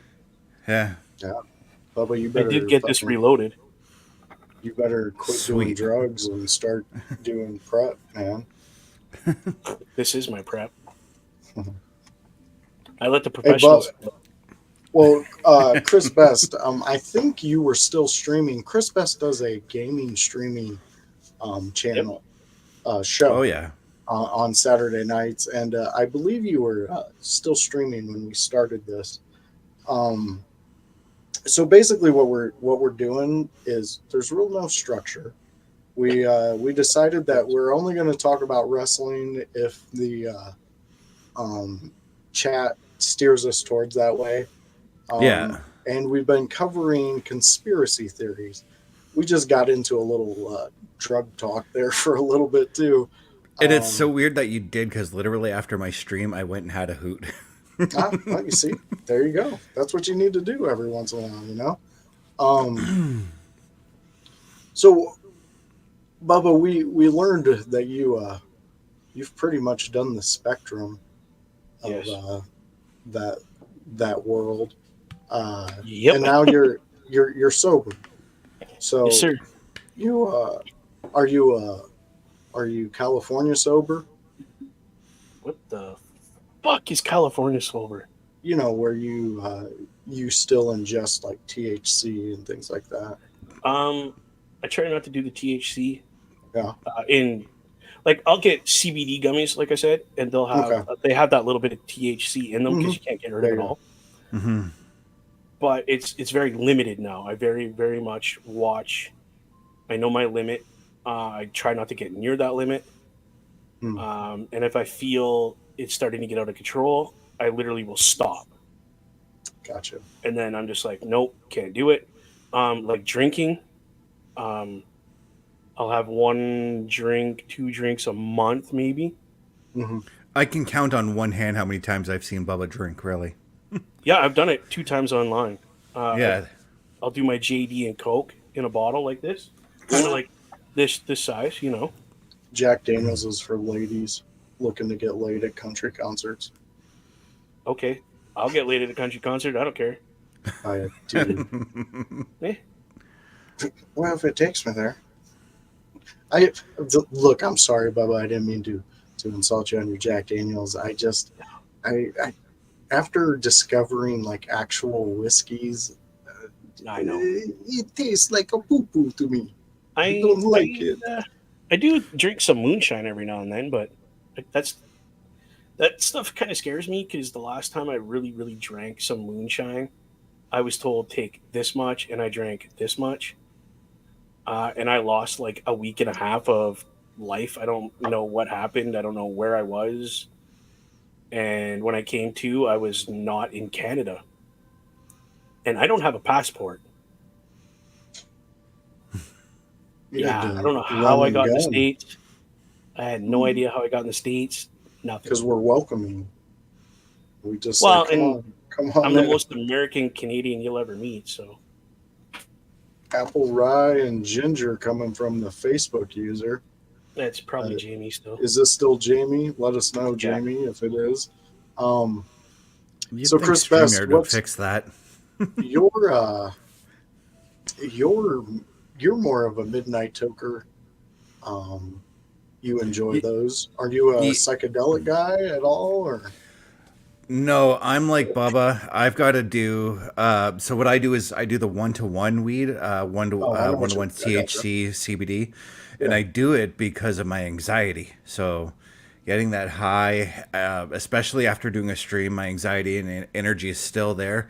But having that toke really brings me back down and puts things into perspective for what I had just done. You know. yeah, I gotcha He totally. he gets I'm very up when he's doing his podcast. I know Chris gets very the energy just Yeah. that's and he has like he needs to calm himself down because if he doesn't, dude ain't sleeping tonight. He'll be yeah. up all Well, night. hey, some Yeah, people are like that. fuck. Especially after tonight's gaming, I ran into a lot of intense moments in that game tonight. Well, that's good. Go ahead and plug your show there. Oh yeah, so you can look for me at youtube.com at CBRS Entertainment, where every Saturday night, not this coming Saturday, I do Saturday Night Gaming, where I play. Right now, I'm playing through the Uncharted series. I'm on Uncharted 3. Just finished part 2 of that tonight. But you can look for all the other episodes there. I will be doing a WWE 2K24 My Rise for the starting off the males. I also announced that tonight on my show as well. Sweet. Nice. Yeah, so go check him out. Go see what he's all about. He's also a part of, like I said, Turnbuckle Studios. You can check them out Mondays, Tuesdays. I think that's it. Did And Thursdays with the Boar's yeah. Nest. This week we're actually doing the Boar's Nest 2 nights, Thursday night and Friday night, because we are doing a simulated the simulated matches of what's been Mhm. announced on the 2K24 game. Our good friend, the Bulkster, is going to simulate that for us, and we're going to show them online and then talk about the matches, like how we figure things are going to go. Is that what's going to happen? Yay, nay, blah, blah, blah, and then Yes. move on to the next one. But we're doing night Yeah. one Thursday, night 2 is going to be Friday, and then we have the WrestleMania and all that stuff Saturday and Sunday. Yeah, it's going to be a very busy week over at Turnbuckle Studios. Yes, it will Yeah. be. And everybody go out there. You heard the name, the myth, the legend, the Bulkster. Go and check out the Bulk Bogan show. Go check out Yes. the Bulkster, all his channels. There we go. Yes, you fixed it. There you go. Good job. We got you now. People can see the name now. There we go. All right. Yeah. So, like I said earlier, we were discussing on conspiracy theories, and we were Yes. diving into somewhat of the news of recently of things that have been happening. We dove into a little bit of the Puff Daddy stuff, and I don't know if this is like 100% for real. I read it on a couple different Twitter profiles, a couple posts out there that apparently Beyonce has taken the kids and left because the next in line to come down is the Rocka himself, Jay-Z. And Oh, yeah, because there's been a lot of names named from the understanding of it. There's a guy that I follow on Twitter, Dom Lucian, something like that. If you want the name, hit me up. I'll send it to you. But he goes into these subjects very deeply. Like Okay. he finds information, a lot of shit that are in court documents and things like that, and he brings them to light, brings them to the front of the table. And Mr. Carter's name has been said multiple times and multiple judgments against P. Diddy going on here. So, like I said, it might be just a rumor right now, but it seems like a lot of people are getting the fuck out of Dodge you're right. because a lot of names are coming up, a lot of insanity. It's just so bizarre to me that us three all lived in the 90s, correct? Mhm. Yeah. Or was Canada different in the 90s for you guys? No, we were very much Americanized. Oh, no, we Very weren't. Yeah, I No, was. we weren't. You were, but the rest of us weren't. We still followed the American political news, like, of course, because how can you not avoid all the stuff Bill Clinton did? Oh yeah, That was awesome. Yeah. he was doing some hibbity dibbity in the White House. But as far as like when it came to like music in Canada, like all our radio stations were mostly geared to like Canadian music, so we got a lot more like up here. I know in the States rap was like a big thing in the 90s, but up here it was rock and metal that were the big things. I hear. Don't give me that look, Bubba, because I've been around Canada all through the 90s, and I know that here in the Sioux, our local station, yes, it did play pop and rap, but if you went anywhere else, it was mostly bands like Our Lady Peace, I Mother Earth, Econoline Crush, Treble Charger, Canadian rock bands. I was rocking that Yeah. NWA. Yeah. Yeah. See, Bubba was sitting across the Right? border, just staring over there, and he's like, "Man, I just want to be a gangster. I just want to be a part Really? of that American lifestyle." I listened to Snoop Dogg, all those guys, NWA, everything. I had it Yeah. all. Hmm. But again, it depends because I was in the States more often than I was here in Canada when I was a kid. So So that's that probably makes why. sense in your case then. Well, here's the question: do all Canadians cry when Bryan Adams comes on? We No, don't want Bryan Adams turn in our it off. country. Oh, I turn it why off. do you turn it off? He's a I can't stand the guy. sweetheart. What do you do to you? It, everything. It streams back to a girl that I liked was like, "This is our song," blah blah blah, and So Brian then Adams pays for she broke that. my heart, so Brian Adams pays for it. Man, it's I don't care. cutthroat up there in Yep, Canada, huh? yep, That's what happens. You get your heart broken and you had a song and you're yeah. fucking donezo. Yeah, we you know, there was bands that we would get. Obviously, you guys are known for having what's his name, Bon Jovi. Didn't you Mhm. guys have him at one point in time? He was huge up here and still is. Still sells out every time he tours Canada. Gotta pay attention. So Hey, okay. Bubba, you got a message.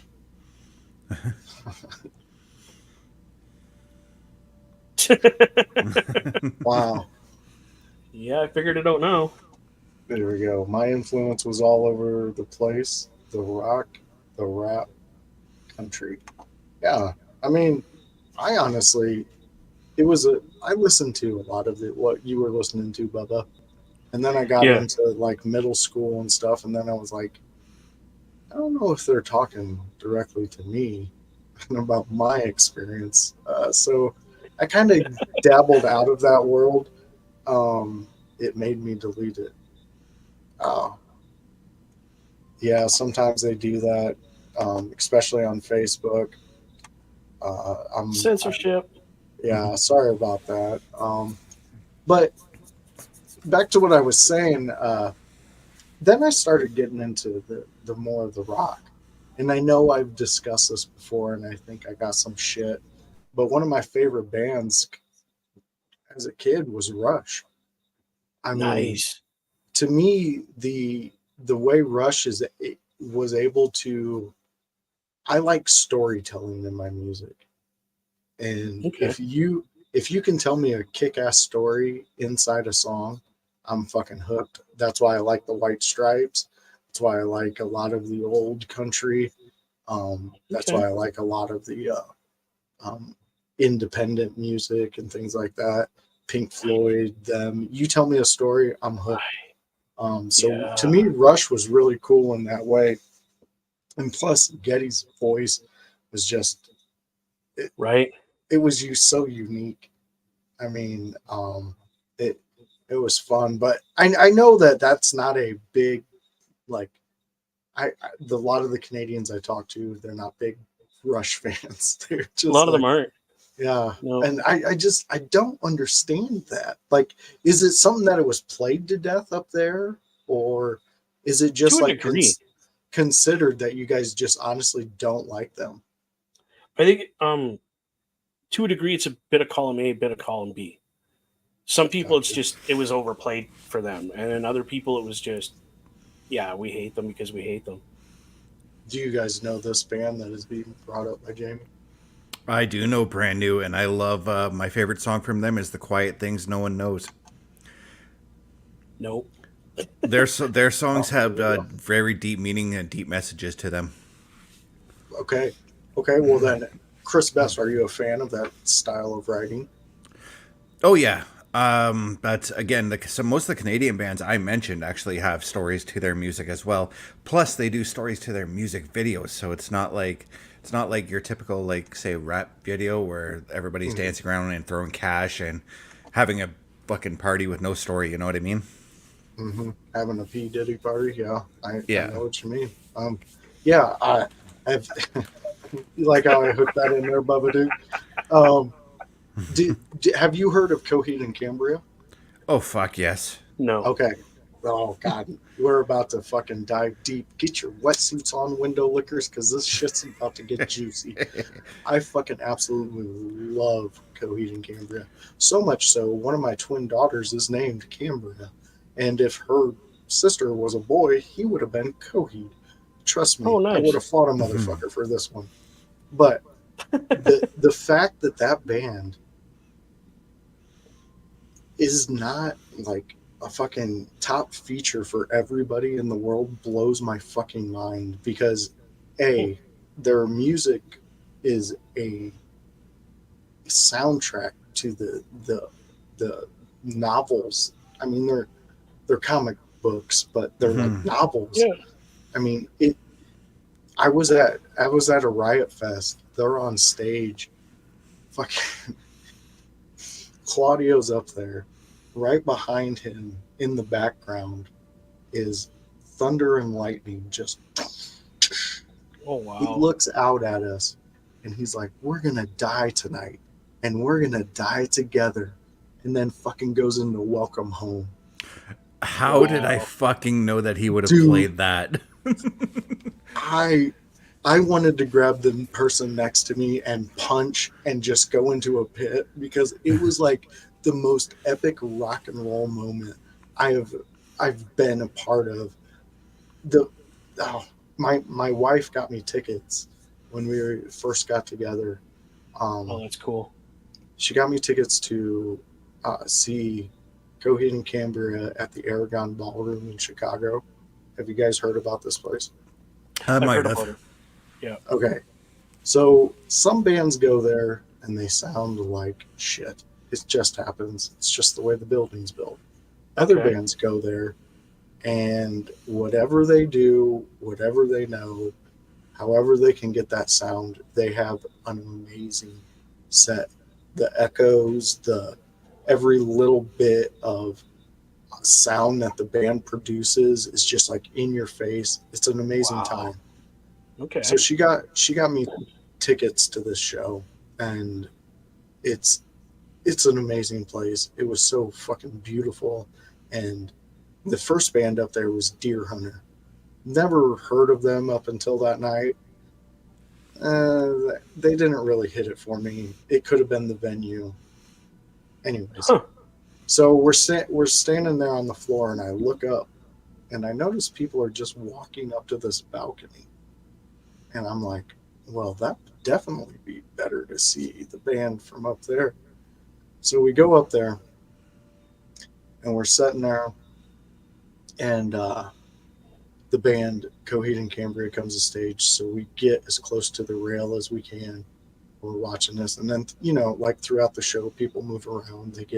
They go and get stuff, and you get to get closer. So we finally make it to the rail, and you can see everything perfectly. It's a fucking amazing view.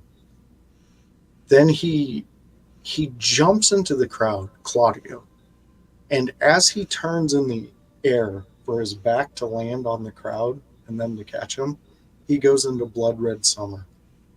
Nice. I fucking dude, if I could have, I would have jumped off that balcony and just crowd surfed with him and been like, "You've made my life so worth meaning. I fucking love everything you do, man." Like Yeah.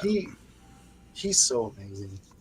One of the beautiful things about Coheed and Cambria's music is, as you pointed out, JJ, every single one of their albums is its own individual story. So, like, legitimately, Yes. if you wanted to take a Coheed and Cambria album and put it on Broadway, you could do that because Oh yeah, all of their songs tell one story.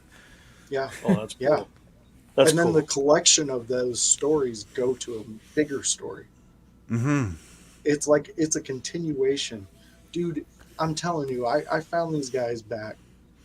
I think it was late 2000s, and ever since I heard them, I just, I mean, fuck, I named one of my kids after him. What Like, was your favorite song? What was your first song you heard from them?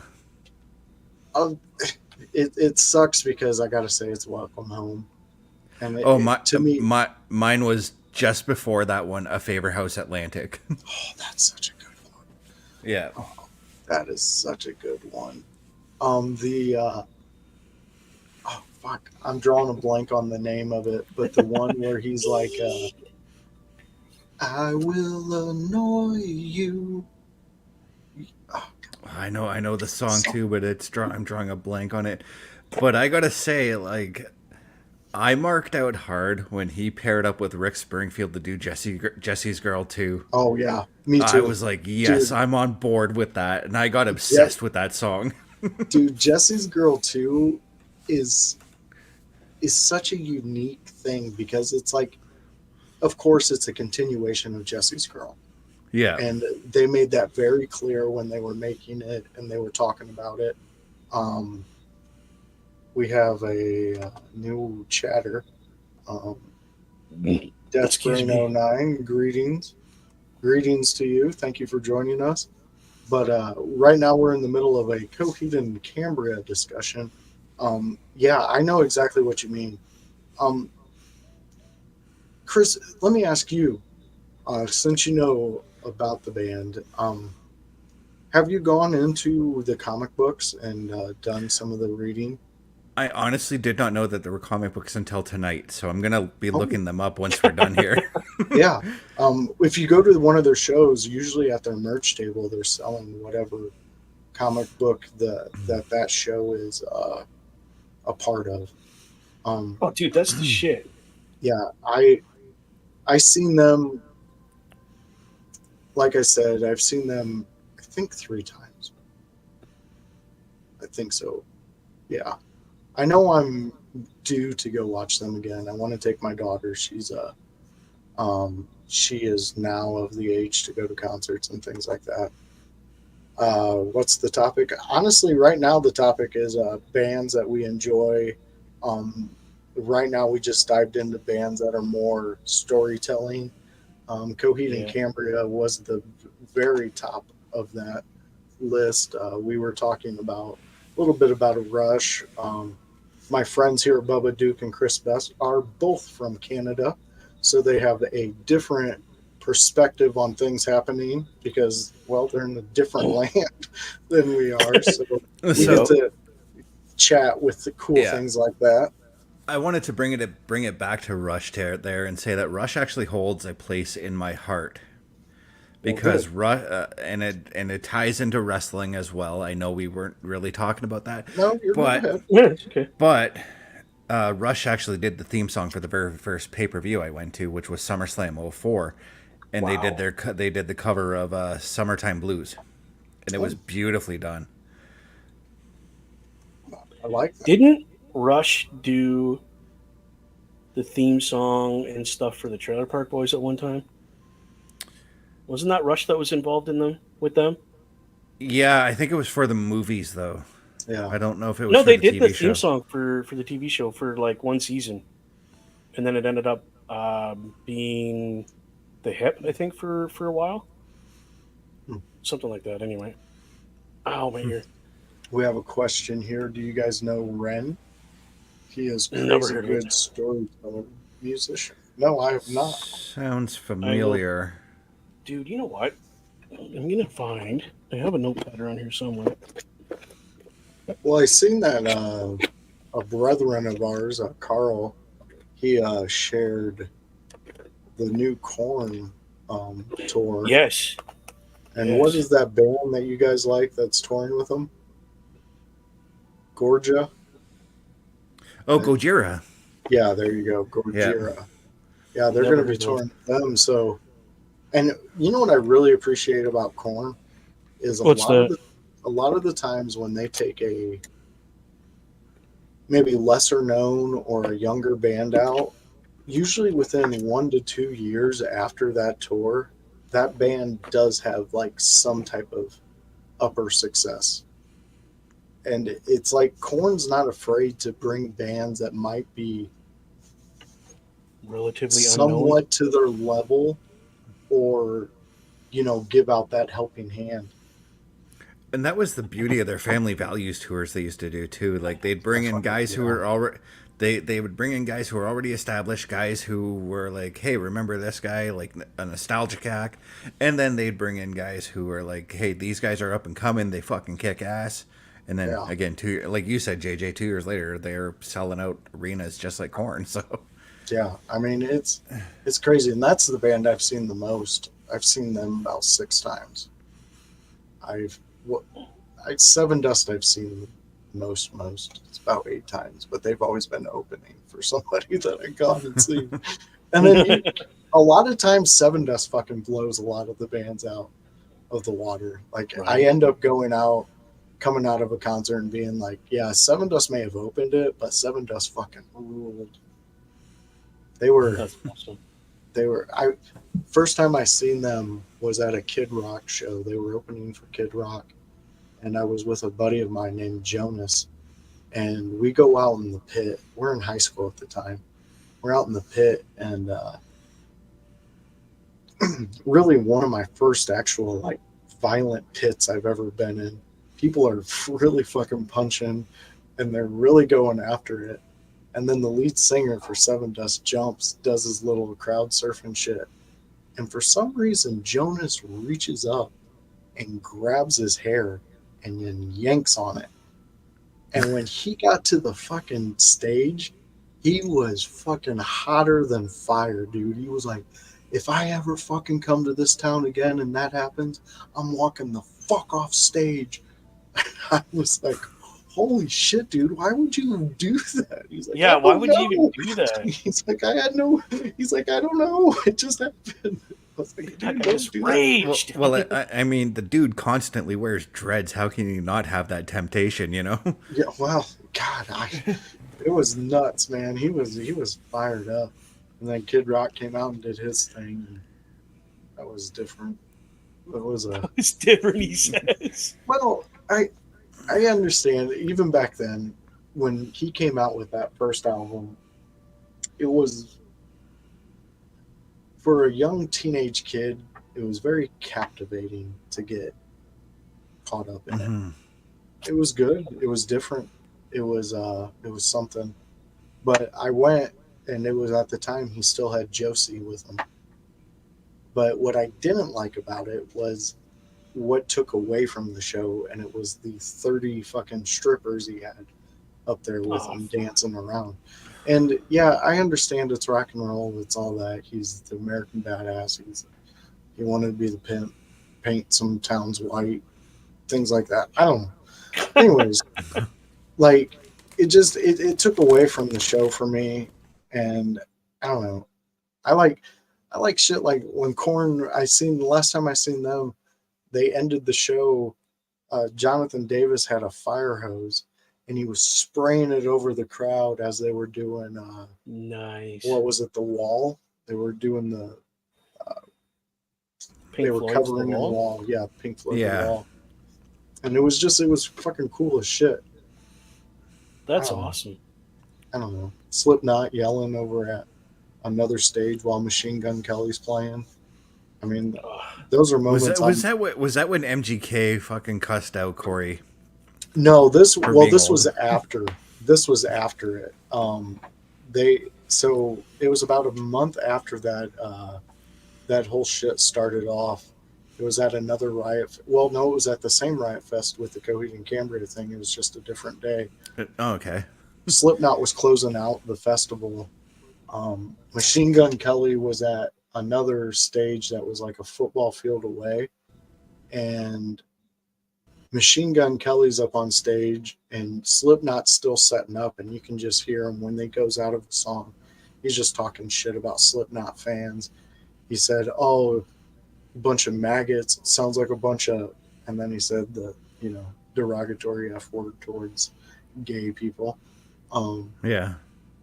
So then Corey comes out there. They play their first couple songs, and then Corey just gets on a rant of how if anybody is this word, it's somebody over there painting their nails, pretending that they can do what I do. And like, he was like, if you see any of his fans out there in the parking lot, you know what to do, you maggots. Do what you need to. And I was just, Wow. I'm all the way in the back because I'm old. I don't need to be in a fucking Slipknot pit. That's not me. Yeah, that's crazy. I'm done with those days. So I'm in the back just watching this. And I can see his fans and I can see the Slipknot fans. And I'm just like, dude, this is going to get nuts if anybody gets the dumb idea to start fucking going at it. Luckily, there was nothing that happened.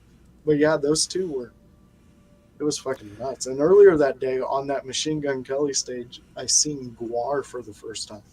Oh, jeez. Yeah, so that was an interesting experiment.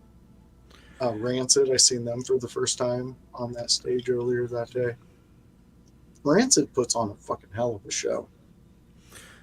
Rancid doesn't get their just dues as far as I see it for music because they really do deserve all the recognition that they get. Yeah, they do. I mean, they honestly, Rancid. Yeah, they're not bad.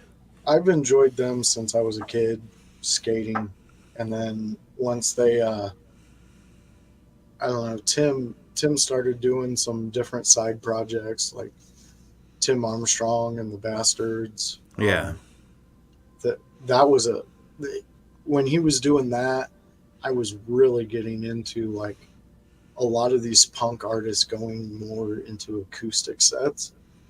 Ooh. And yeah, dude, there's a lot of them I started finding that did acoustic sets that would actually like Less Than Jake. They did a really cool one. I've heard the Um, Less Than Jake one. Mest also did one that was pretty well. That was really well done. there was also Less Than Jake. Goldfinger did one throughout the pandemic, which was really freaking cool. Yeah, I fell out of Goldfinger, but it They was played mostly it. They because they quit being pushed. Yeah, they played a lot of their older stuff. So like they played their cover of 99 Balloons. They played Superman as well, which was on the Tony Hawk games. Yeah, Nice. yeah. There's a lot of cool bands out there that do. Yeah, go ahead, Bubba. It just popped into my head. Did you hear about the new um, blues album that Slash and some other artists are putting out for May? No, I could Yeah, totally they- see Slash doing that. Okay, so it's Slash. I know one song's "The Cutting Room Floor." It's a remake of an original, and they have actual footage in their video of the original black singer in black and white singing "The Cutting Room Floor." Well, it turns into a very modern kind of blues. It's a mix, a very old blues and modern kind of blues, with AC/DC's lead singer taking over the song from the original. These guys That's got to be did. interesting. It's amazing. They have the guy from Aerosmith with the big mouth playing harmonica. Oh, Steven Tyler. Yes, Steven Tyler, yes. And like Brian Johnson is the singer. And guys, I'm getting this album and I'm gonna listen to it and then critique it and give my opinion on it here on the Boar's Nest. Because I've been getting into this old school blues lately. Like I mean old school, like Louisiana, um, little Robert Johnson. yeah, like that Little old school. some Muddy Waters. Sold my soul to the devil. Met him at the crossroads, so I Been could to the be the Crossroads, best. son. Okay, so I'm listening to that old school, like that blues, That's some dark shit you're Holy listening to. dude. The stories that they're telling in this stuff makes you stop and think. Like, wow, they had it rough, not only because they were black people in the South, but in the 1930s of all times. yeah, they had no money, they had nothing. Like they literally lived in shacks, and it just gets to your soul if it doesn't touch you in some way, that kind of blues. You're dead, dude. Like, get your head out of your ass and wake up. But I'm No. going through the periods of jazz and blues, and I wanted to start at the beginning, so I asked my cousin, and he said, "You got to listen to the Crossroads. That's the first one. Listen to it." Because after he sang this song, he exploded into fame. So it makes you think he really did sell his soul to the devil. Because dude literally had no rhythm, no tune, no nothing. And then he comes out and he's famous. There's a supernatural episode surrounding that song. I forget what season it's in though, but I very distinctly remember that episode. Bubba, you remember when at the beginning of this, I talked to you about the podcast I was listening to, Yes. Conspiracies of the Third Kind, Yes. and then that other one that's just titled Conspiracies. go if you get a chance and you got some time, go check out that one because they have the Robert Johnson story. Um, Right.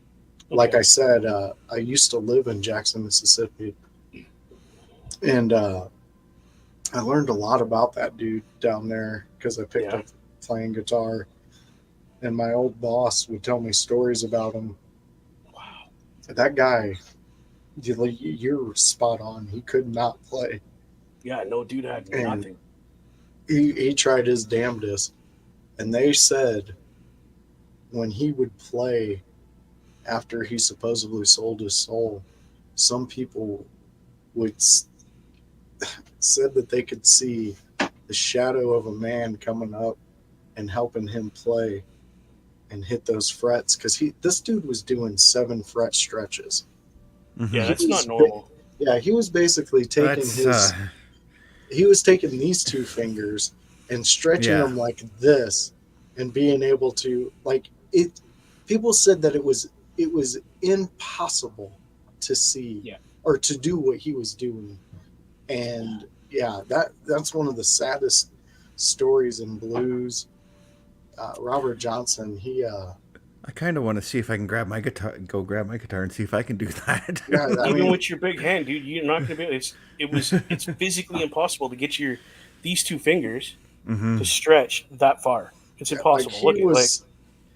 it was insane the things that dude was doing on the guitar after this. And I went down to there because, like I said, I got into this dude. Like I was like, Well, how dude, could you not, right? yeah, Like like it's like, wait a minute. So he's going from being booed off stage to being celebrated one of the top blues top artists of that blues. time. Yep. And I the experience I had at the Crossroads, I went with my friend Matt. It was a Samoan kid. He was Whew. huge. He was my buddy, and me and him did everything together. And he wanted to go down there because we would get stoned, and I would tell him all these stories that I was learning. So we go down there, and he's like I said, he's just a big mountain of a dude. Um, we get out, we're just looking at this like it's a crossroad, and it goes into one road. You see civilization, the Yep. other road you see Basically the fields. bayou You, and you nothing. see nothing. It's like almost one side electricity exists, the other side electricity does not. So we're standing there. It's like 2 o'clock in the morning. They say it's going to be that your grace period, I believe, is from midnight to like 4. It's when you can make the deal if you want to make a deal. Yep. So I'm out there. We're standing around, just smoking a joint, passing it, looking. All of a sudden, off in the distance, we start seeing someone just walking on the sidewalk. Oh fuck. And I go, Matt, isn't it strange that somebody's walking towards us where behind us there's nothing? It's pitch black, there's nothing. I said, so why would someone be walking this way? And I don't know if there was something in what we were smoking. I don't know any of that. But what I do know is that the street lights that were over there, when this thing got to it, it goes off. When he Oh. goes to the next one, the one that was off comes on, that one goes off. And then it just kept doing. So instantly after we notice this is happening, I look at Matt, and Matt's already on his way to the driver's side of the car. He's And he's leaving you. like, yeah, he's like, we're going. And I'm like, yes, that's exactly what I was going to tell you. And so we jumped in the car, we took off, we got the fuck out of there. I didn't want to stick around. If it, it still gives me goosebumps right now thinking about it. It was the most eerie thing I've experienced. It's right up there, man. It's fucking like, I don't know, man. I've had so many weird little fucking incidences Oh, like that where Yeah. you're not supposed to be in those spots, and something's telling you to get the fuck out of there. Yeah. Yeah. You were either making a deal with the devil or the devil was taking you. He was Something. coming for you. And And you gotta think, back when he did it, there was no street lights, there was no there was city nothing. right there. It was literally in the middle of butt fuck nowhere. Yeah. And he made his deal with the devil in that spot. Yeah, at that time it was just like some random fucking dirty crossroad. Yeah. There probably was not even a stop sign out there. Nope. They didn't have stop signs back then. Just fucking cornfields. It's the story of Robert Johnson. I advise anybody listening, if you're still with us, we appreciate the fuck out of that. Right. But yeah, go check out these stories that we're talking about. I've watched them. We've talked about tonight. We talked about MK Ultra. We talked about Project Mockingbird. That's right. We MK Ultra is fantastic, by the way. See, Gus knows what I'm talking about. That shit's well. It's bonkers. Funny you said that, and then I literally have in my hand my Gmo cookies because I'm thinking about grinding some more up. You look, the world that I exist in and research in is so bizarre.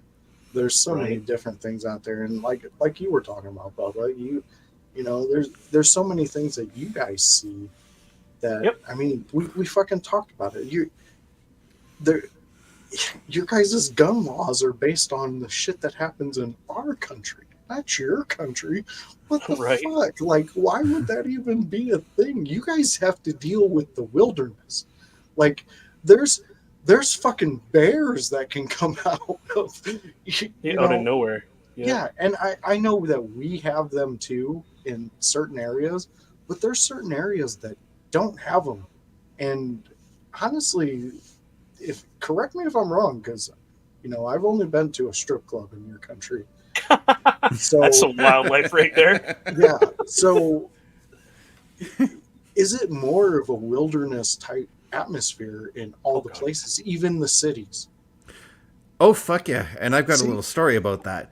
So last summer, I got a free pizza from Domino's, and I didn't have a way to go and pick it up. Our local transit wasn't running that day for whatever reason, so I'm like, okay, I'll take the 1 hour walk to the pizza joint to go and get it.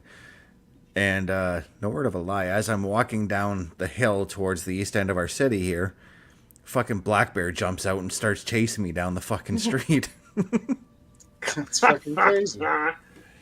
Dude, you could have turned around and just went, and that thing would have ran away. You're a big dude. I didn't know. I had my headphones on. It took some fucking motorist driving by telling me that that's what happened. That's crazy, man. See, that's what I'm saying. Like, you guys deal with a different line of craziness when it comes to the possibilities of what could happen. I mean, New Jersey is a crazy place that gets bears all the time. I guess, and I might be wrong on this. I heard it on a Rogan podcast, but I guess New Jersey is like one of the states that has the highest bear population in America. One of the highest bear populations.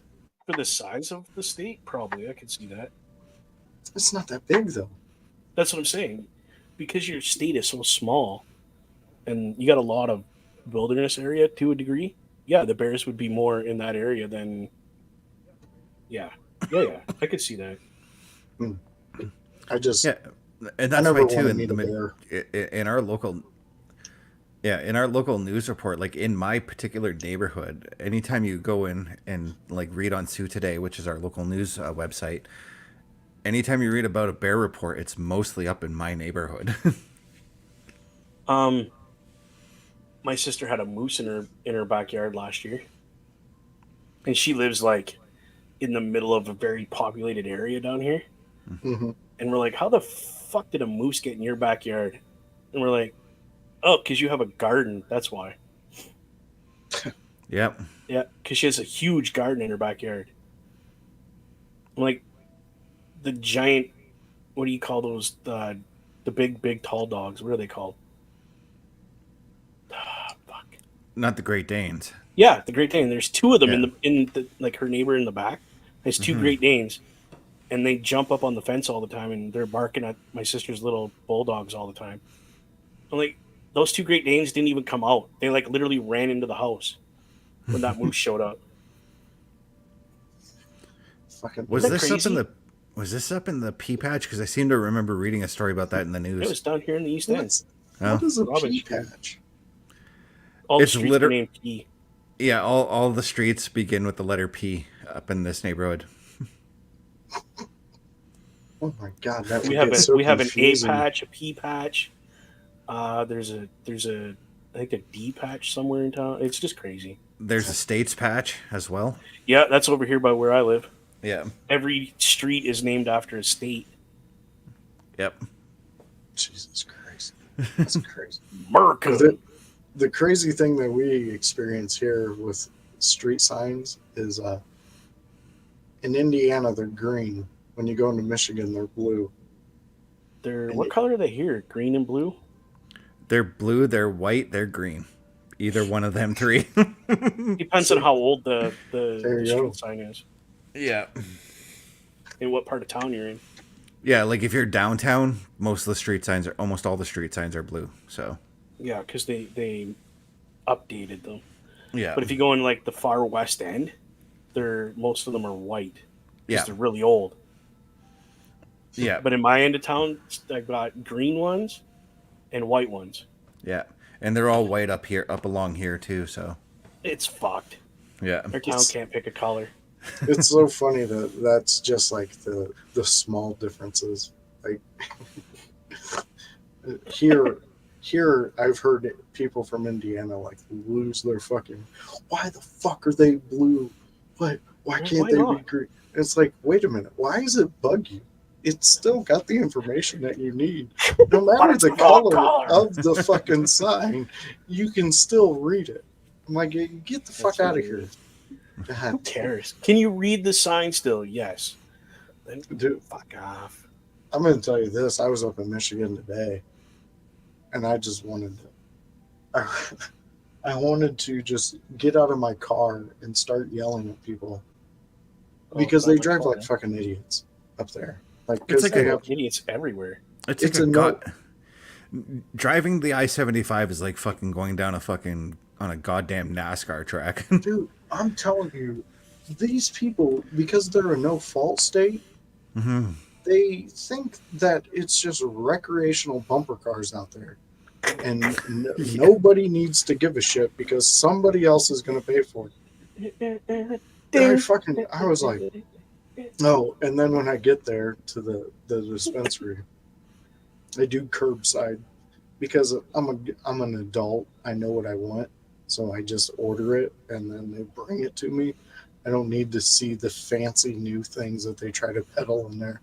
So you get there and you have to type in this number, where your name, and Okay. then what spot you're in. So it's like normal curbside shit. So I I've type never it had to do in, send it, boom. 5 minutes later, they come out. They're like, "Hey, what's your name?" And I tell them, and they're like, they Jesus. go, "Oh, wait a minute. You put Josh John in here." So I put my name as Josh John. I was like, "Well, that's not my name, but that's my order, and you can see it here." So it just was funny to me that my fucking phone auto corrected my name to Josh John. So I bet like That's if the hilarious. person who read it was like, "Josh John, what the fuck? What hillbilly son of a bitch is this?"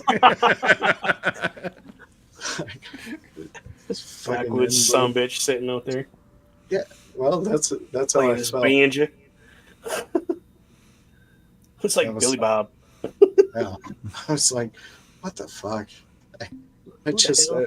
and on my way up there, I was stuck behind like 3 different people that they were just braking in the middle of the road on a road that was 55 for the speed limit, and they're just braking and looking at the things around. Like, I'm like, what are you doing? Why would you do this? At first, I was going to say it sounds like they were trying to brake check you. No, well, I thought I believe me, that was my first thought, but then I was like, dude, I'm a good 200 feet back from them, so Mm-hmm. unless they're like really thinking I'm not paying attention, but, like, but yeah, I was just First like, question is: were you head banging in your car? I was not, but I was listening to Slipknot. Ooh, At the time, it was Wait and Bleed, and I was, nice. yeah, I had That's somebody total call in my job, okay, because I play my music from my phone on hmm my radio when I'm driving around delivering the parts. And apparently the bass was too loud for somebody. They called my work and was like, "This is disturbing me. Can you tell him to stop?" So my the big boss wasn't in because he was busy doing things with the regional manager. So the assistant manager comes over to me, goes, um, "So you play your music pretty loud in the car?" I'm like, "Ah, if it's a good song, no, like I'll turn it up." He goes, "Cool, pick this song and just play it really loud consistently for the next day." I'm like, "Why?" He goes, "Oh, because some Karen called in and said you were disturbing her peace and quiet while she was driving."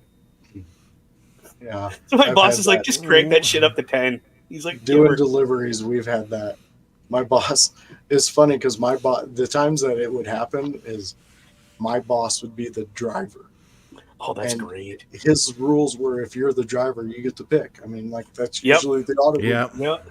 So he would blast like Wu Tang, and then right after that, you would get Gigi Allen.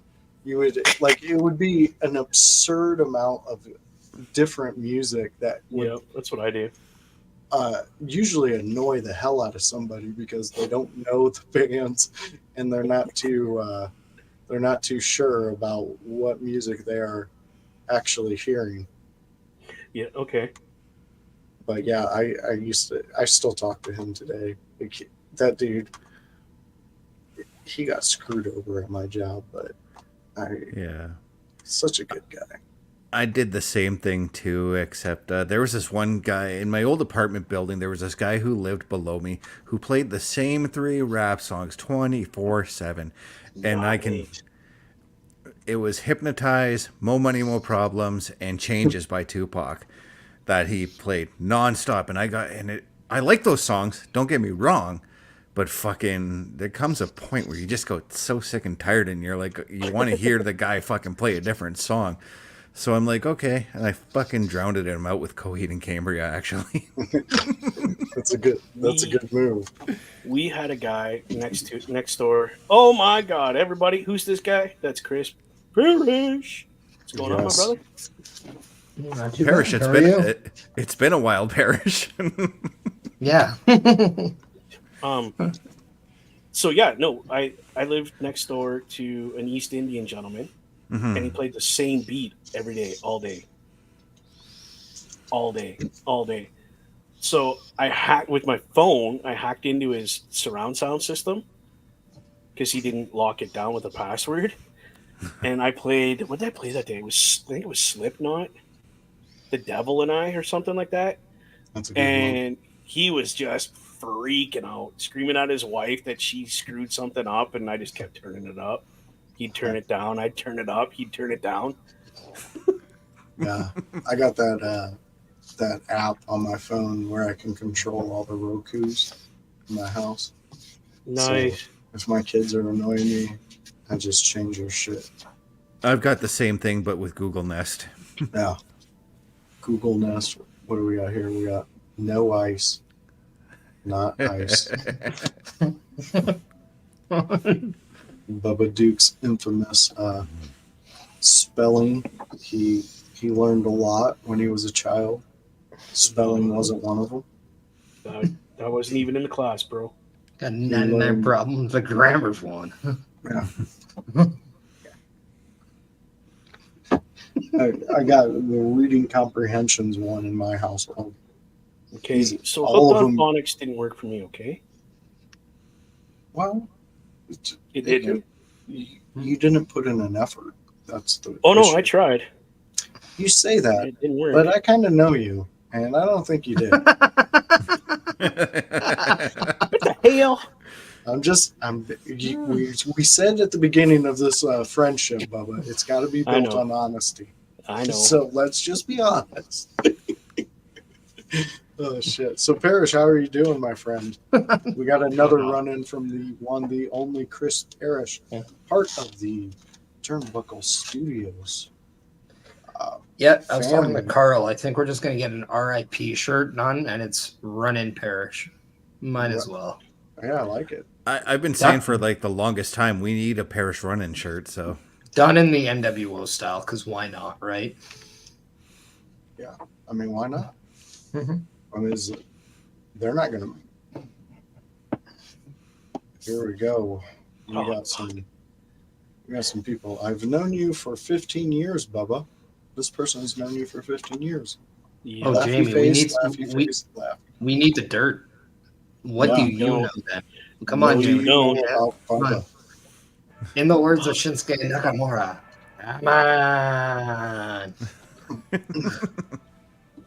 Is it no. true he has a naked Elvis tattoo on his back?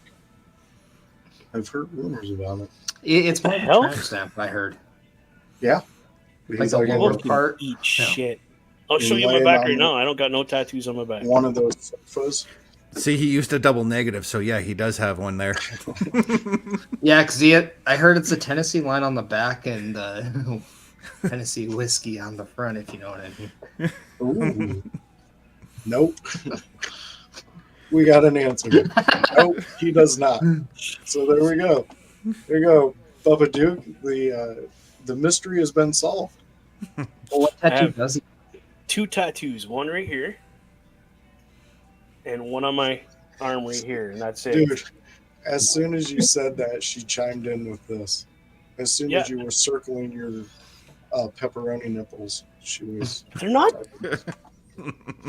They got little tiny itty bitty ones. Bubba Duke. Tattoo. See, Look at that. I like it. that's for my daughter because she's my little angel.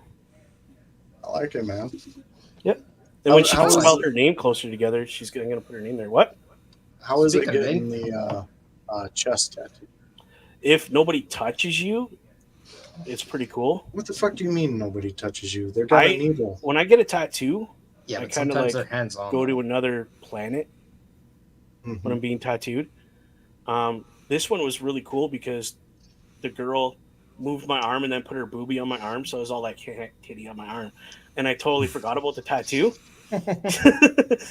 And then Jamie touched me, and I came back out of my titty on my So arm. here's the story about Bubba getting to first base for the first time. After Dark with Bubba Duke. And I'm just like I'm hearing you say that, but I'm putting it in the putting it in the Beavis and Butthead. Got a titty on my arm, Dude, That's I've done cool. it. He goes, titty, my arm, titty, yeah. Score. Dude. You know, speaking of Beavis and Butthead, Yes. did you guys happen to catch the remake of theirs? No. I ruined. I really want to see it. But when they released it, I had just I wanna canceled know my more about Paramount the- Plus subscription. Mhm. I want to know more about this comment. The tattooer was Christina, and she had big boobies. Big boobies. Then how did she ruin them though? If you Because she got to- touched me and Because brought me out of my. Yeah. Then all of a sudden, Bubba Duke rose to the occasion. No. No, because remember he was getting a tattoo and he doesn't like to. It bothered him when he got touched. Yeah, but he said he doesn't like to be touched. Didn't say about them being touched. Jesus Christ. The tattoo artist is married, thank you. That's There- why I was all excited Then about why are boobs. you hitting on married women then? I I wasn't he hitting on only- her. This is definitely the after dark portion of Window Lickers. So Bubba Duke. There was a You- Before Dark you- version? There was. There was. We thought we It were ended keeping it 10 mild. minutes ago. God. Hey, Bubba, let's Yeah. go back in our heads during the beginning when we wouldn't say a certain name on here because we didn't want to get, you know, uh, in the crosshairs of a certain government official. So Yeah. we stepped around it, and now we're just fully diving in to Yep. this Bubba Duke boob talk. Yep. It's, She has nice it's a, boobies. I couldn't help it. well, no I one's got to go back faulting and you. get a tattoo on this side now. Well, have you? You said you only have 2 tattoos, one on the chest, one on the arm. Yeah. You thinking about doing anything on the legs? I have a bunch of tattoos I want to get, but it's a matter of money. Well, see, you just got to come here. I got right over in this. He's like, I'll do area it. In a shelf. I got a couple tattoo guns, a couple machines, Yeah, but a are you bunch any of good? ink. Huh? Are you any good? I've done my own. It doesn't have to be good. Come So on, it's I not need the good. practice, man. And plus, it's on your legs. We'll put it. Look, My I'll luck could be tattoo- like, oh yeah, I'll do this in some way. You'll work a big dick into it or something. well, I'm walking around with a big look, dick on my if head. you don't want Finally.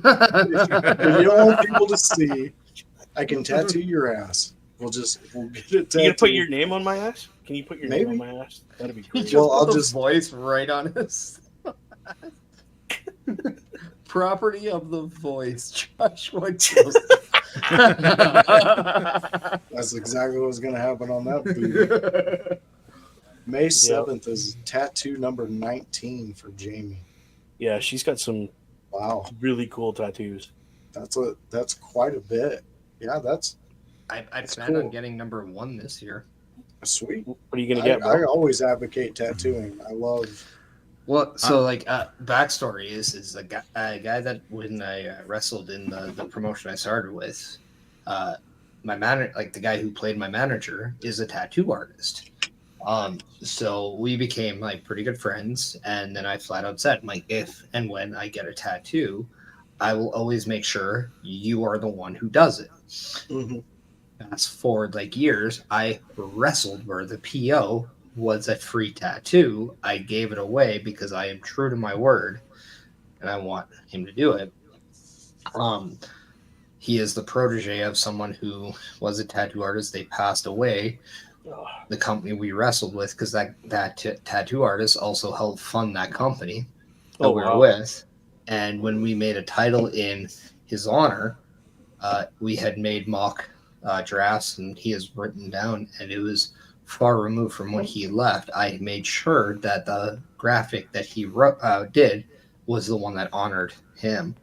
But what I'm going to do is I'm going to get it's basically like a wrestling plate, but it's going to be all done inspired by my son.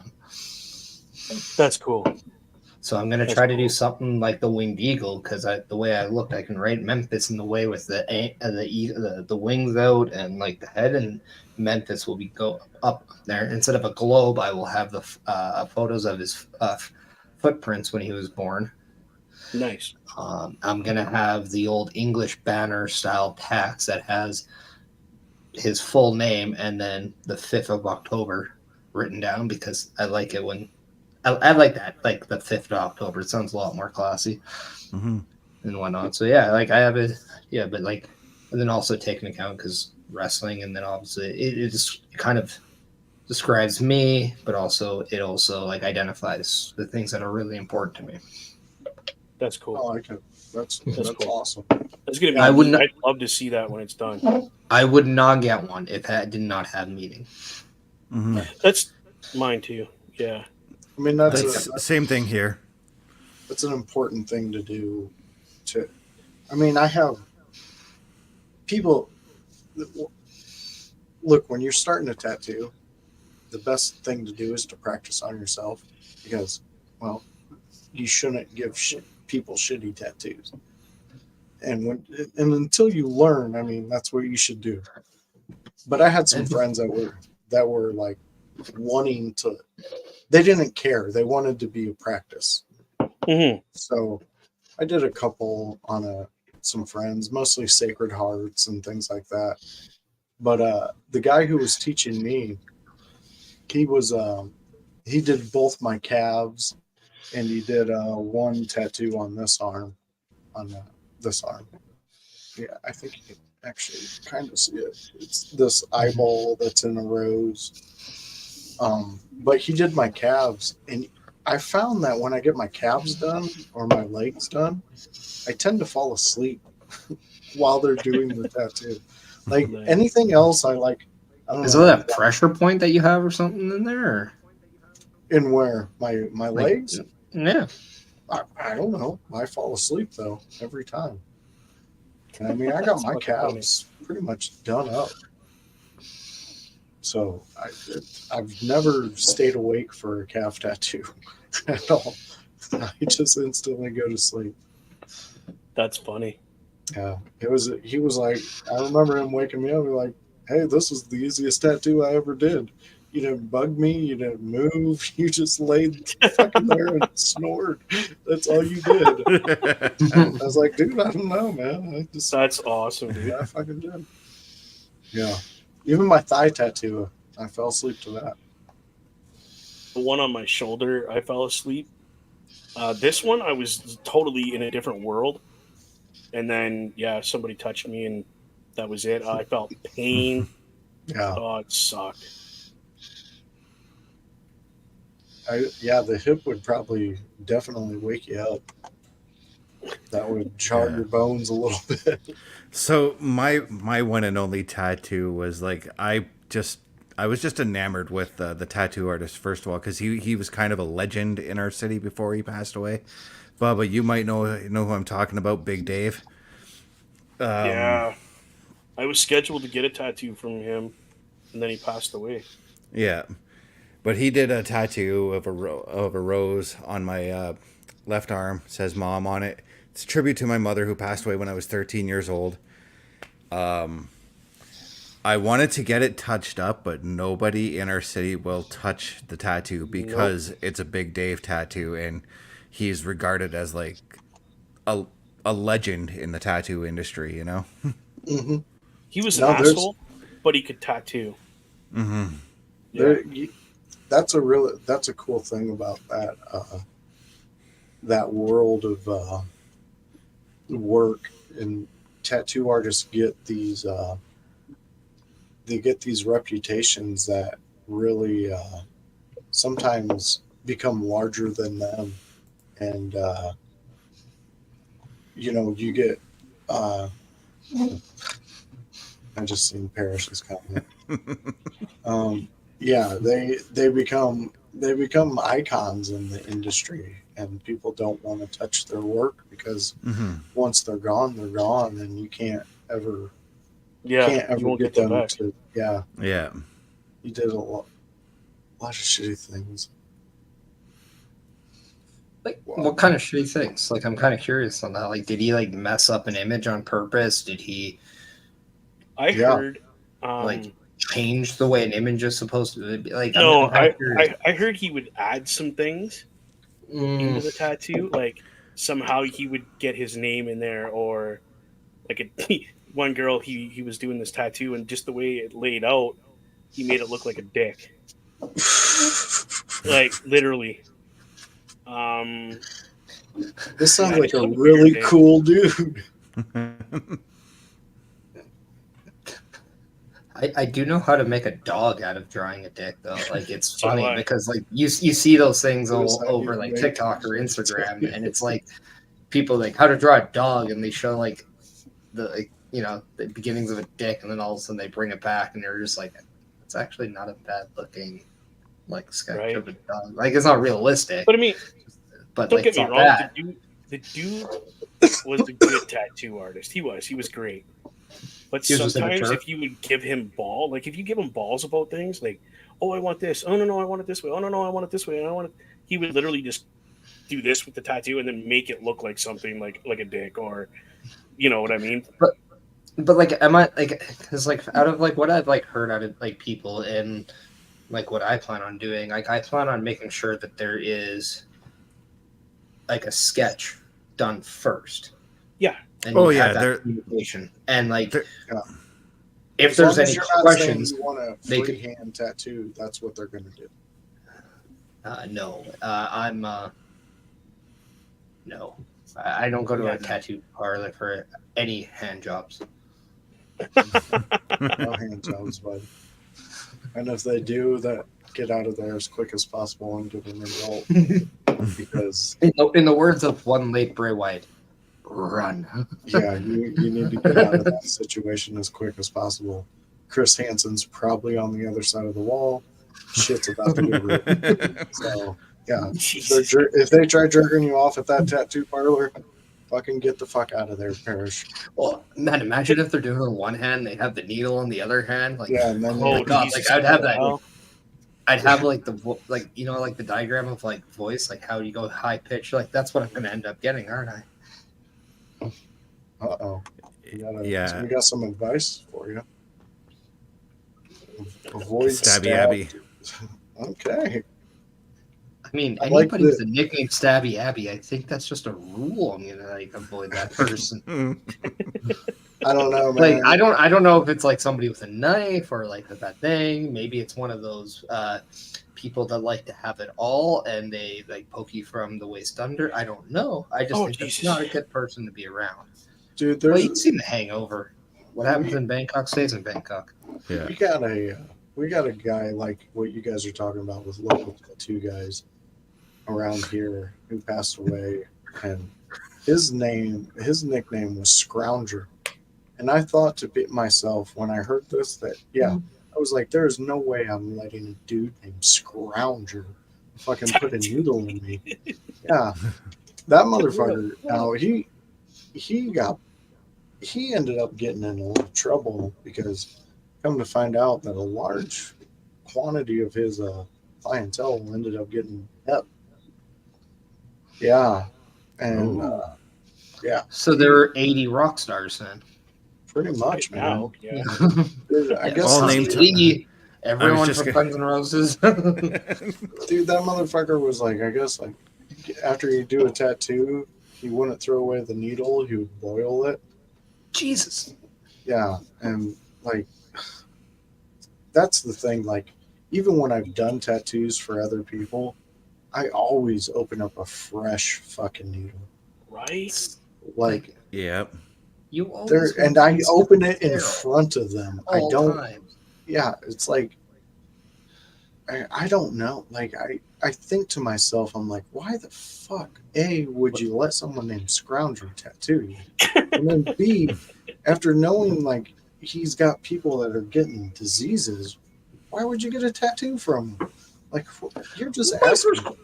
My first question, if I meet the guy and he's like, hi, I'm Scrounger, I'm like, why in the living blue fuck are you named the Scrounger? What are you scrounging? I don't know, man. Needles.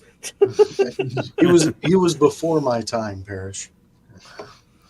Apparently, I met him when I was like because every day it's a new disease. Why is it that when I think that name Scrounger, though, the actor DJ Qualls comes immediately to mind for whatever reason? Oh See, I think you're going to hell, Chris Best. I love that guy. But he's just one of those guys that if he's gonna play a character named Scrounger, I'd be like, yep, that's it. That's I think right. more of John Leguizamo. Oh yeah, him too. That's who it comes to mind. Just those guys that look like they could play rats in a movie, right? Yeah. Well, Leguizamo played a creepy clown that was a pedo, so I think he could definitely pull off a Scrounger. Hey, what about the dude from The Sopranos? That ugly-looking son of a bitch. well, What's his name? Really attractive. No, but he's you really the narrowed skinny, it down right gangle there, Robert tooth. Duke. What? Gangle Gangle tooth tooth? guy. What the fuck are you talking about? He was the nephew to Tony. See, I never watched Chris? The Sopranos, so I don't even know what you're talking about. Little Chris? Can't remember his name. No, he was a tall dude. Hold on. I'll just look it up. Yeah. Well, while you're looking that up, well, See, he said, tall, dangly looking dude, and I went to Michael Imperioli from that show, who was also in Goodfellas, and was a tall, gangly dude who got shot. but was he Tony's nephew? I don't think he was. Little Chrissy. That's the was thing I can't Tony's remember. nephew, but he was a small dude. Mhm. Hold on, I'll find him. Give me a second. So, Steve something Baz Are you played talking about Steve Tony. Buscemi? Yeah. Oh yeah, he was. Oh, yeah, yeah. for that one season. Yeah. That ugly I guy. didn't even know. I didn't even Yeah, know he was in The Steve Sopranos. Buscemi. I haven't made it that far in Yeah, the show neither anyway. did I. So We Yeah, just say Steve, and I'm like, okay, like he got acting, out like- of jail in the story, and Yeah. Tony Yeah, he was in jail. Tony was making it up to him, and because Yeah, he went to I jail guess for he took Tony. he took the rap for Tony, so Tony didn't go to jail when they were younger. Yeah. And then when he got out, he was trying to make sure that he kind of stayed straight. But it's actually a really good storyline in the Sopranos world.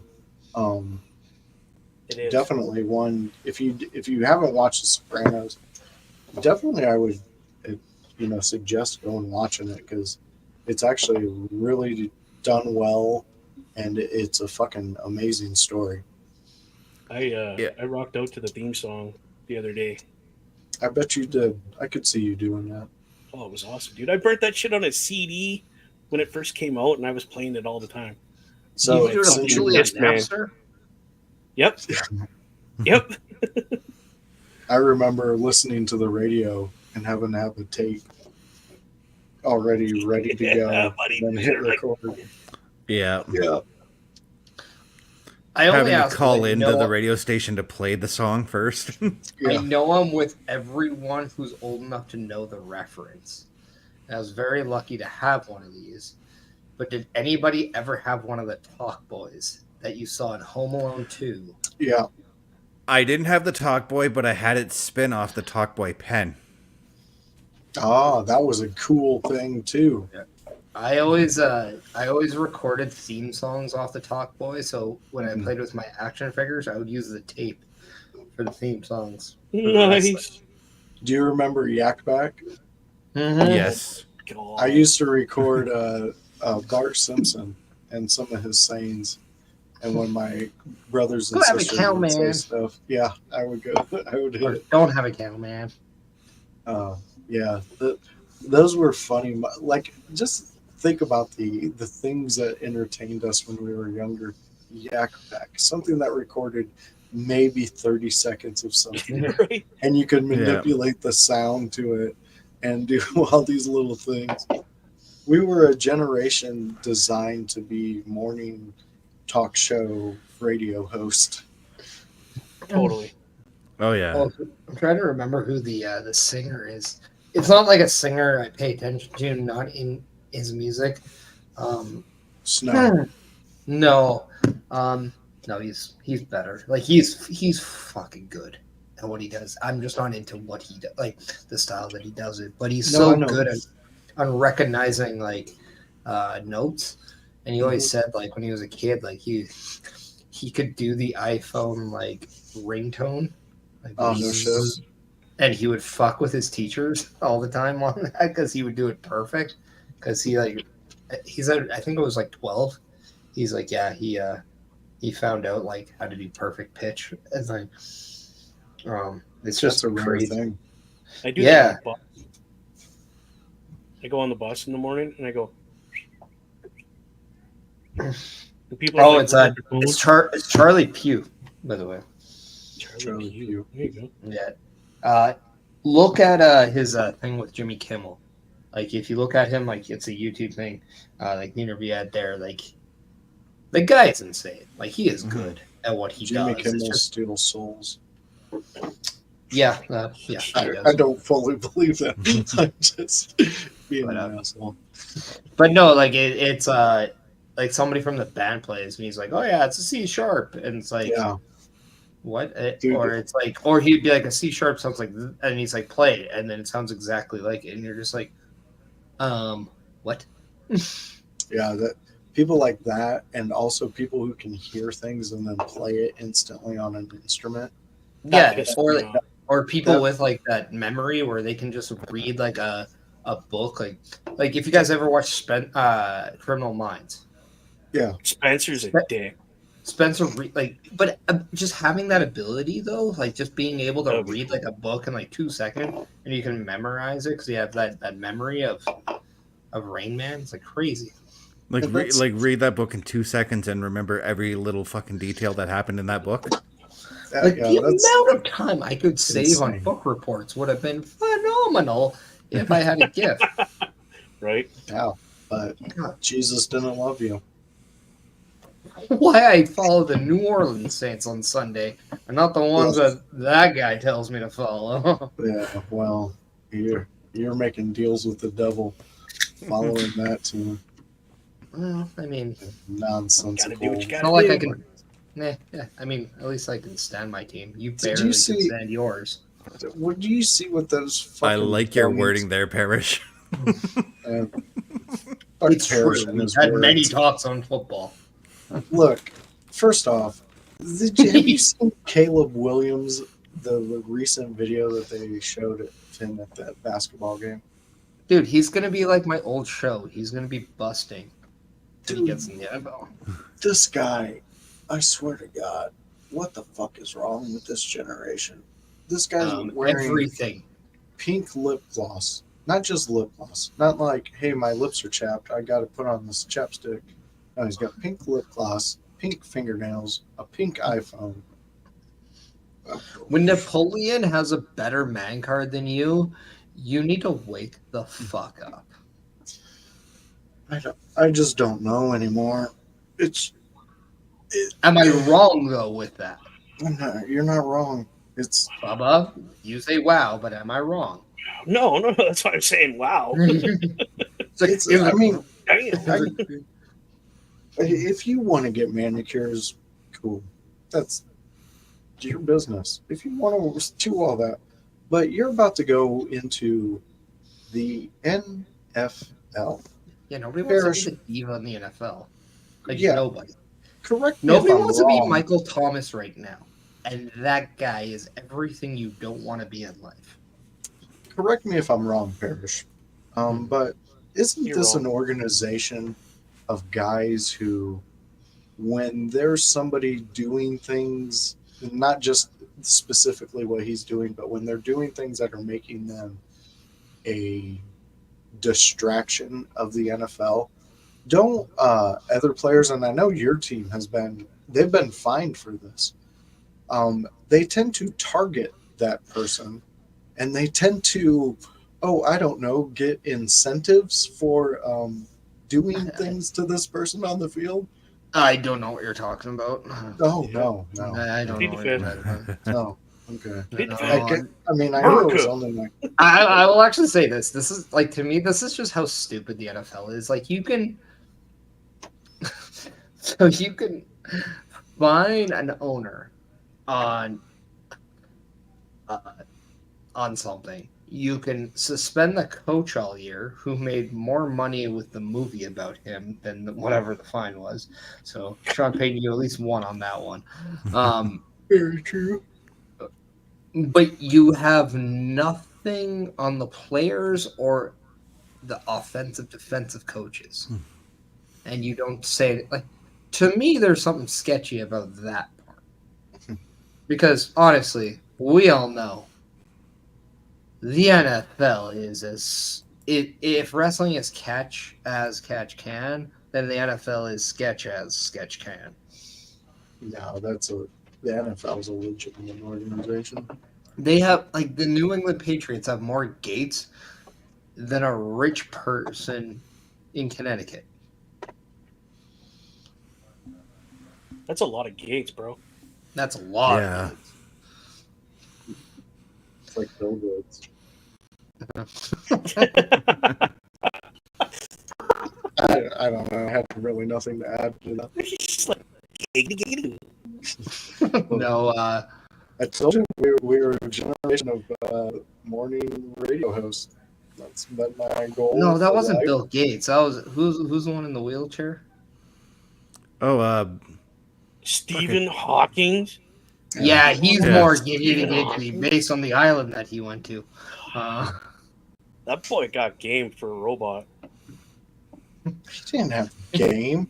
He was given. What do you mean? He had Minesweeper on call. No, yeah, that's, you can't say what any of them were doing on the island was any type of game.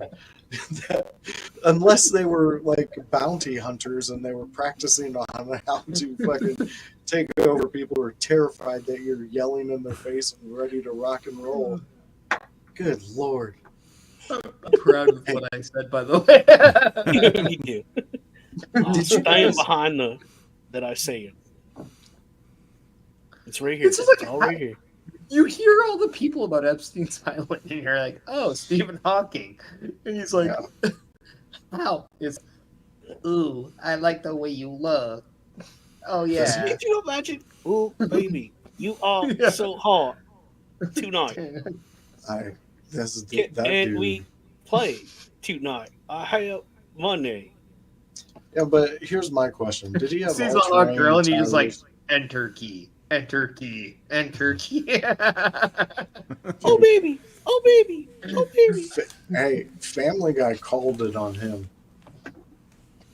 If you recall their rendition of Stephen Hawkins, him and his wife are sex perverts and things like that. Like it's fucking weird, like the shit that they were doing about and it was funny. It was a joke. It was humorous. And the funny thing is, they actually got Stephen Hawking to do it.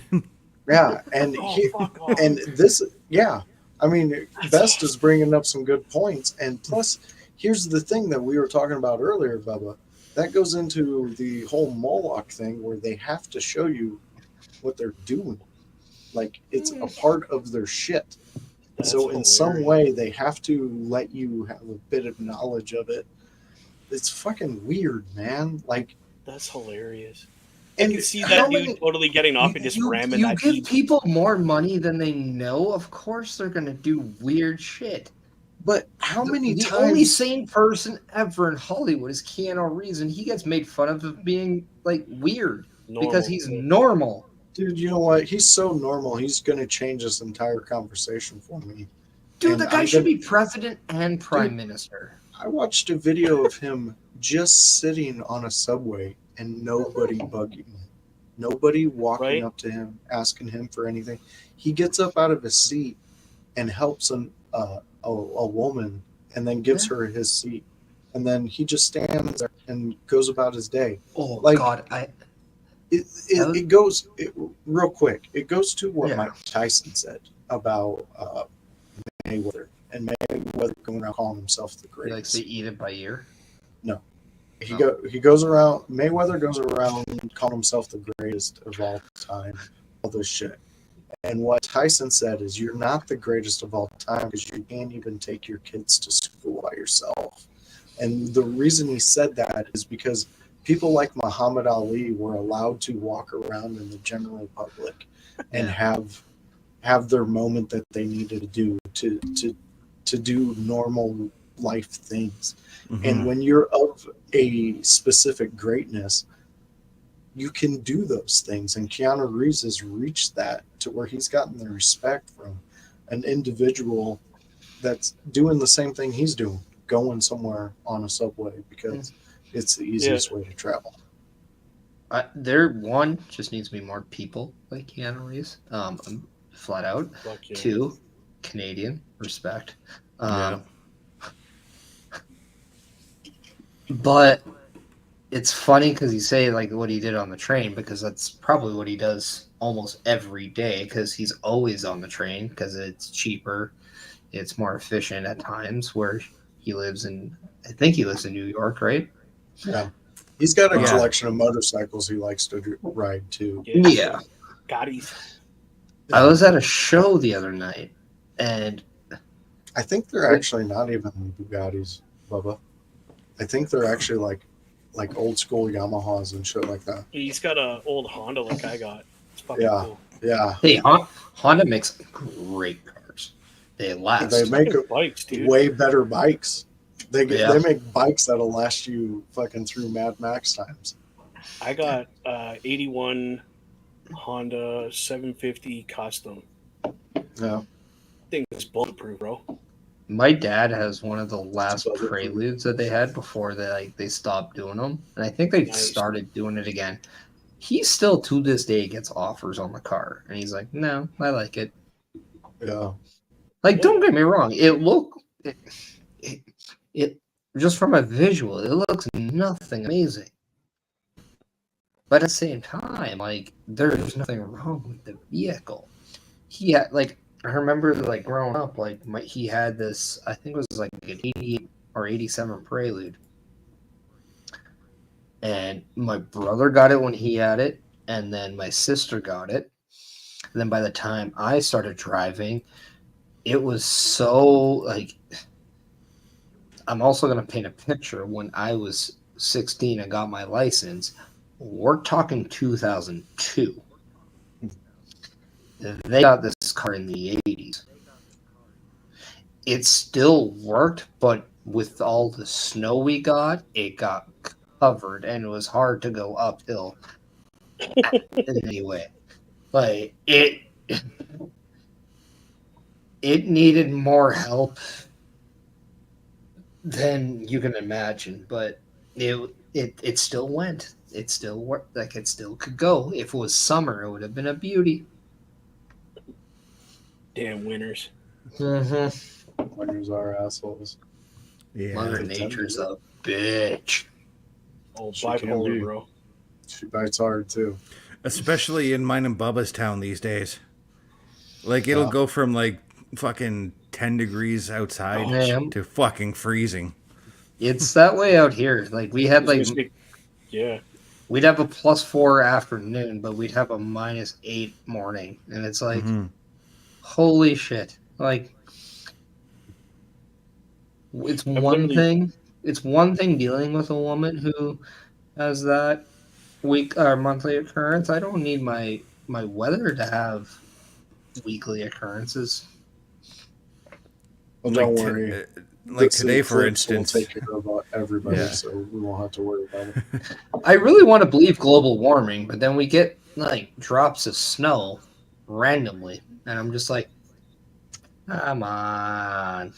Don't worry. In a couple of years, they'll give you a new idea about global warming. You can ponder. Like, I believe more the day after tomorrow than I do about San Andreas. I believe more in the Fallout video game than I believe in any other. I believe more in The Last of Us. I think Tyler Murray might agree with you too. Yeah, they're getting really bizarre in their creations nowadays. How bizarre! Like the solar flare. We need the National Guard on standby. What the fuck for what, man? Don't send your kids to school that night. You know what? Your kids, they shouldn't learn about this. They should just stay home that day. What? I don't know. Man, if you have to snowshoot to school, it builds character. Let those little pussies go to school. Yeah. Dude, when I was a kid, we literally stood outside and watched the solar eclipse. Yeah, you built the fucking thing that you could look at it with. Yeah, and everybody learned. Oh, you shouldn't stare directly at it. Oh. So my mom actually kept me home from school during the last eclipse that came over here, and my teacher was like, "Well, why? Why did you do that?" She's like, "Because I could actually teach them more about the solar eclipse than you could ever teach them." I was gonna ask. Did she Did she write a report on how to do this, and then you actually made it make sense? Yeah, I was like, wait a minute, what the hell? No. Did you have the mom like on Ted, the TV show, or they're like they're gonna go teach? Oh dear God! Have you ever seen that episode? It is hilarious. I still have to watch the show. Oh my God. It might be one of my favorite episodes in that first season. Yeah, I'm not allowed to watch that show. Did you say you're not allowed to watch it? You're allowed to Why? watch it, just not with people watching you. Which you're talking about the Bear by Seth MacFarlane, right? Yeah. Yeah, he doesn't like me, so I can't watch his show Why doesn't he like you? because I'm a Trump supporter. So Is it just because you see anything with bears and you're just like, I might like it, I might not? no, I like his stuff. He's come out many times and said he doesn't like people like that. So I listen to what they tell me. If a musician tells me that they don't make music for white people, I don't listen to it because it's not for me. Is it the Black Eyed Peas? No, Or is it the White Stripes? Because both would be quite funny. Well, Jack White, he tends to hate my kind too, so I back off on a lot of. What's Jack White actually like? That's the real question. Well, here's a funny thing about. He probably Jack White. sits at home listening to auto-tune music while eating a liter of tapioca pudding because he's a fucking loser. Probably because I listened to ICP talk about him, and they were talking about how he invited them out to do something. I forget what it was for, but they invited he invited them out to his house. They went out there. They ended up actually recording a song with him, and then they said that they were going to a photo shoot. And they were in the dressing room putting on their makeup, and they looked over, and Jack White is like putting on makeup to make himself whiter. He's doing all this stuff to like make himself Jack White. So they were sitting there saying it was weird that we're sitting there and we're different to the fans in our music and things like that, but we are the same, that we're putting on this face, this character, and we're going out and being this. It was just weird. Wow. Why didn't he just turn himself into like Casper the Ghost or something? Well, I don't know. What do you think? I got a direct line to this guy? Yeah. I'm just. Yes, I do. Don't. Yes, I do. Yeah. I don't, because he would not like talking to me because we Selfish. differ on a lot of thoughts. And he just seems like he would probably be an arrogant asshole about it instead of listening to me. I mean, I dig the White Stripes music. I fucking love it. It's amazing music. But Jesus Christ, when did we all vote? You thought another button to button made sense? The hardest button to button. Who gives a fuck? It was dumb. I liked the beat to it. The beat to it is pretty fucking good. Like, if there was a song that should have been in the original fucking Wonka movie, it's when they're going up on that little Wonka Vader and like the hardest button to button. That should have been the song that plays. Yeah. I mean, I guess I haven't watched the newest Wonka movie, so. Oh no, I'm saying the first one. Oh, the original Gene Wilder one. Yeah, Jesus. Because the second one is an origin story, so you don't really get all of the stuff that you saw in the Gene Wilder. You see how it slowly becomes the Gene Wilder one, but yeah, it was definitely something we didn't need. But Hugh Grant as an Oompa Loompa is fantastic. And actually, the Wonka movie that Parrish is talking about is actually pretty good. Yeah. It's actually really good. Okay. Sounds like it. You guys enjoyed it. I couldn't handle either one of them, so. There's a lot of people out there who enjoyed it. It's not up my alley. Things like that. No. There's specific movies and things that I don't need a continuation to. I'm not, like, I know you guys don't either. You just enjoyed the movie. I mean, did you watch it though? No. Like I said, then how do you know if you liked it? I didn't. I said it doesn't attract me to want to watch it. So therefore, why would I watch it? Just because I might like it. If it doesn't intrigue me, then I don't feel like I need to give it my time. Did you like the any other ones before that? No, I liked the first one. The Then you original. liked the ones that came. Okay, so you No. didn't like the Johnny Depp version, is what you're saying? No, I hated the Johnny Depp one. No, I didn't. Yeah. I didn't like anything after Gene Wilder stepped off that set and said, Yeah. "I'm done making the Wonka movie." Cut. Anything after that is nonsense. It's the same like with what they're doing with the Wizard of Oz. I don't need a continuation to that. If I want a continuation to it, I'll go and read the Oz books. I was just gonna say and the same thing could be said for the Wonka, because there's actually a series of books there too. Yeah, I didn't know that. I had no clue about that part, but see, there you go.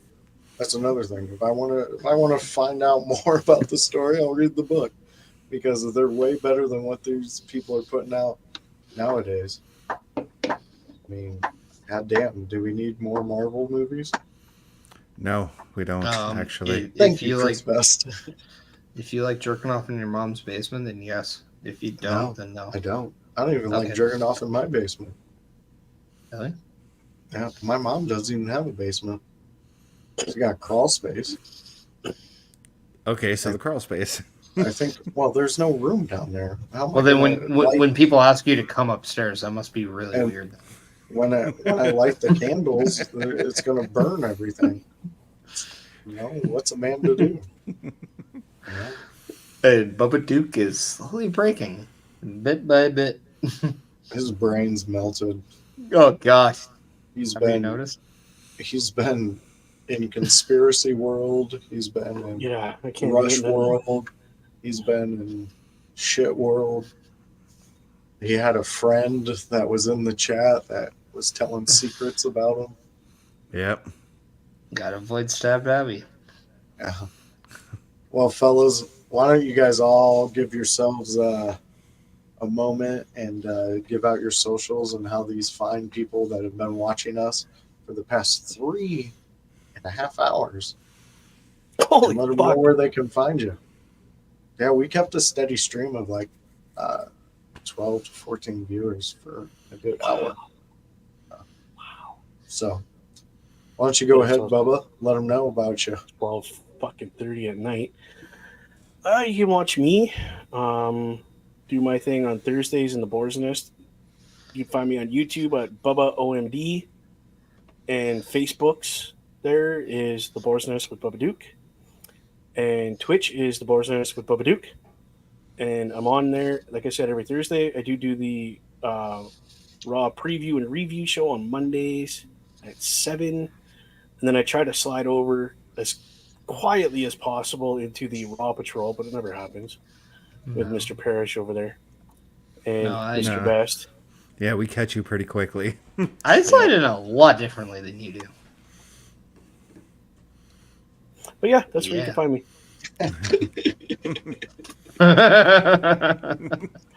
All right, Chris Best, let them know where they can reach you. Okay, so if you want to find me on YouTube, you can look me up, youtube.com/CBRS Entertainment.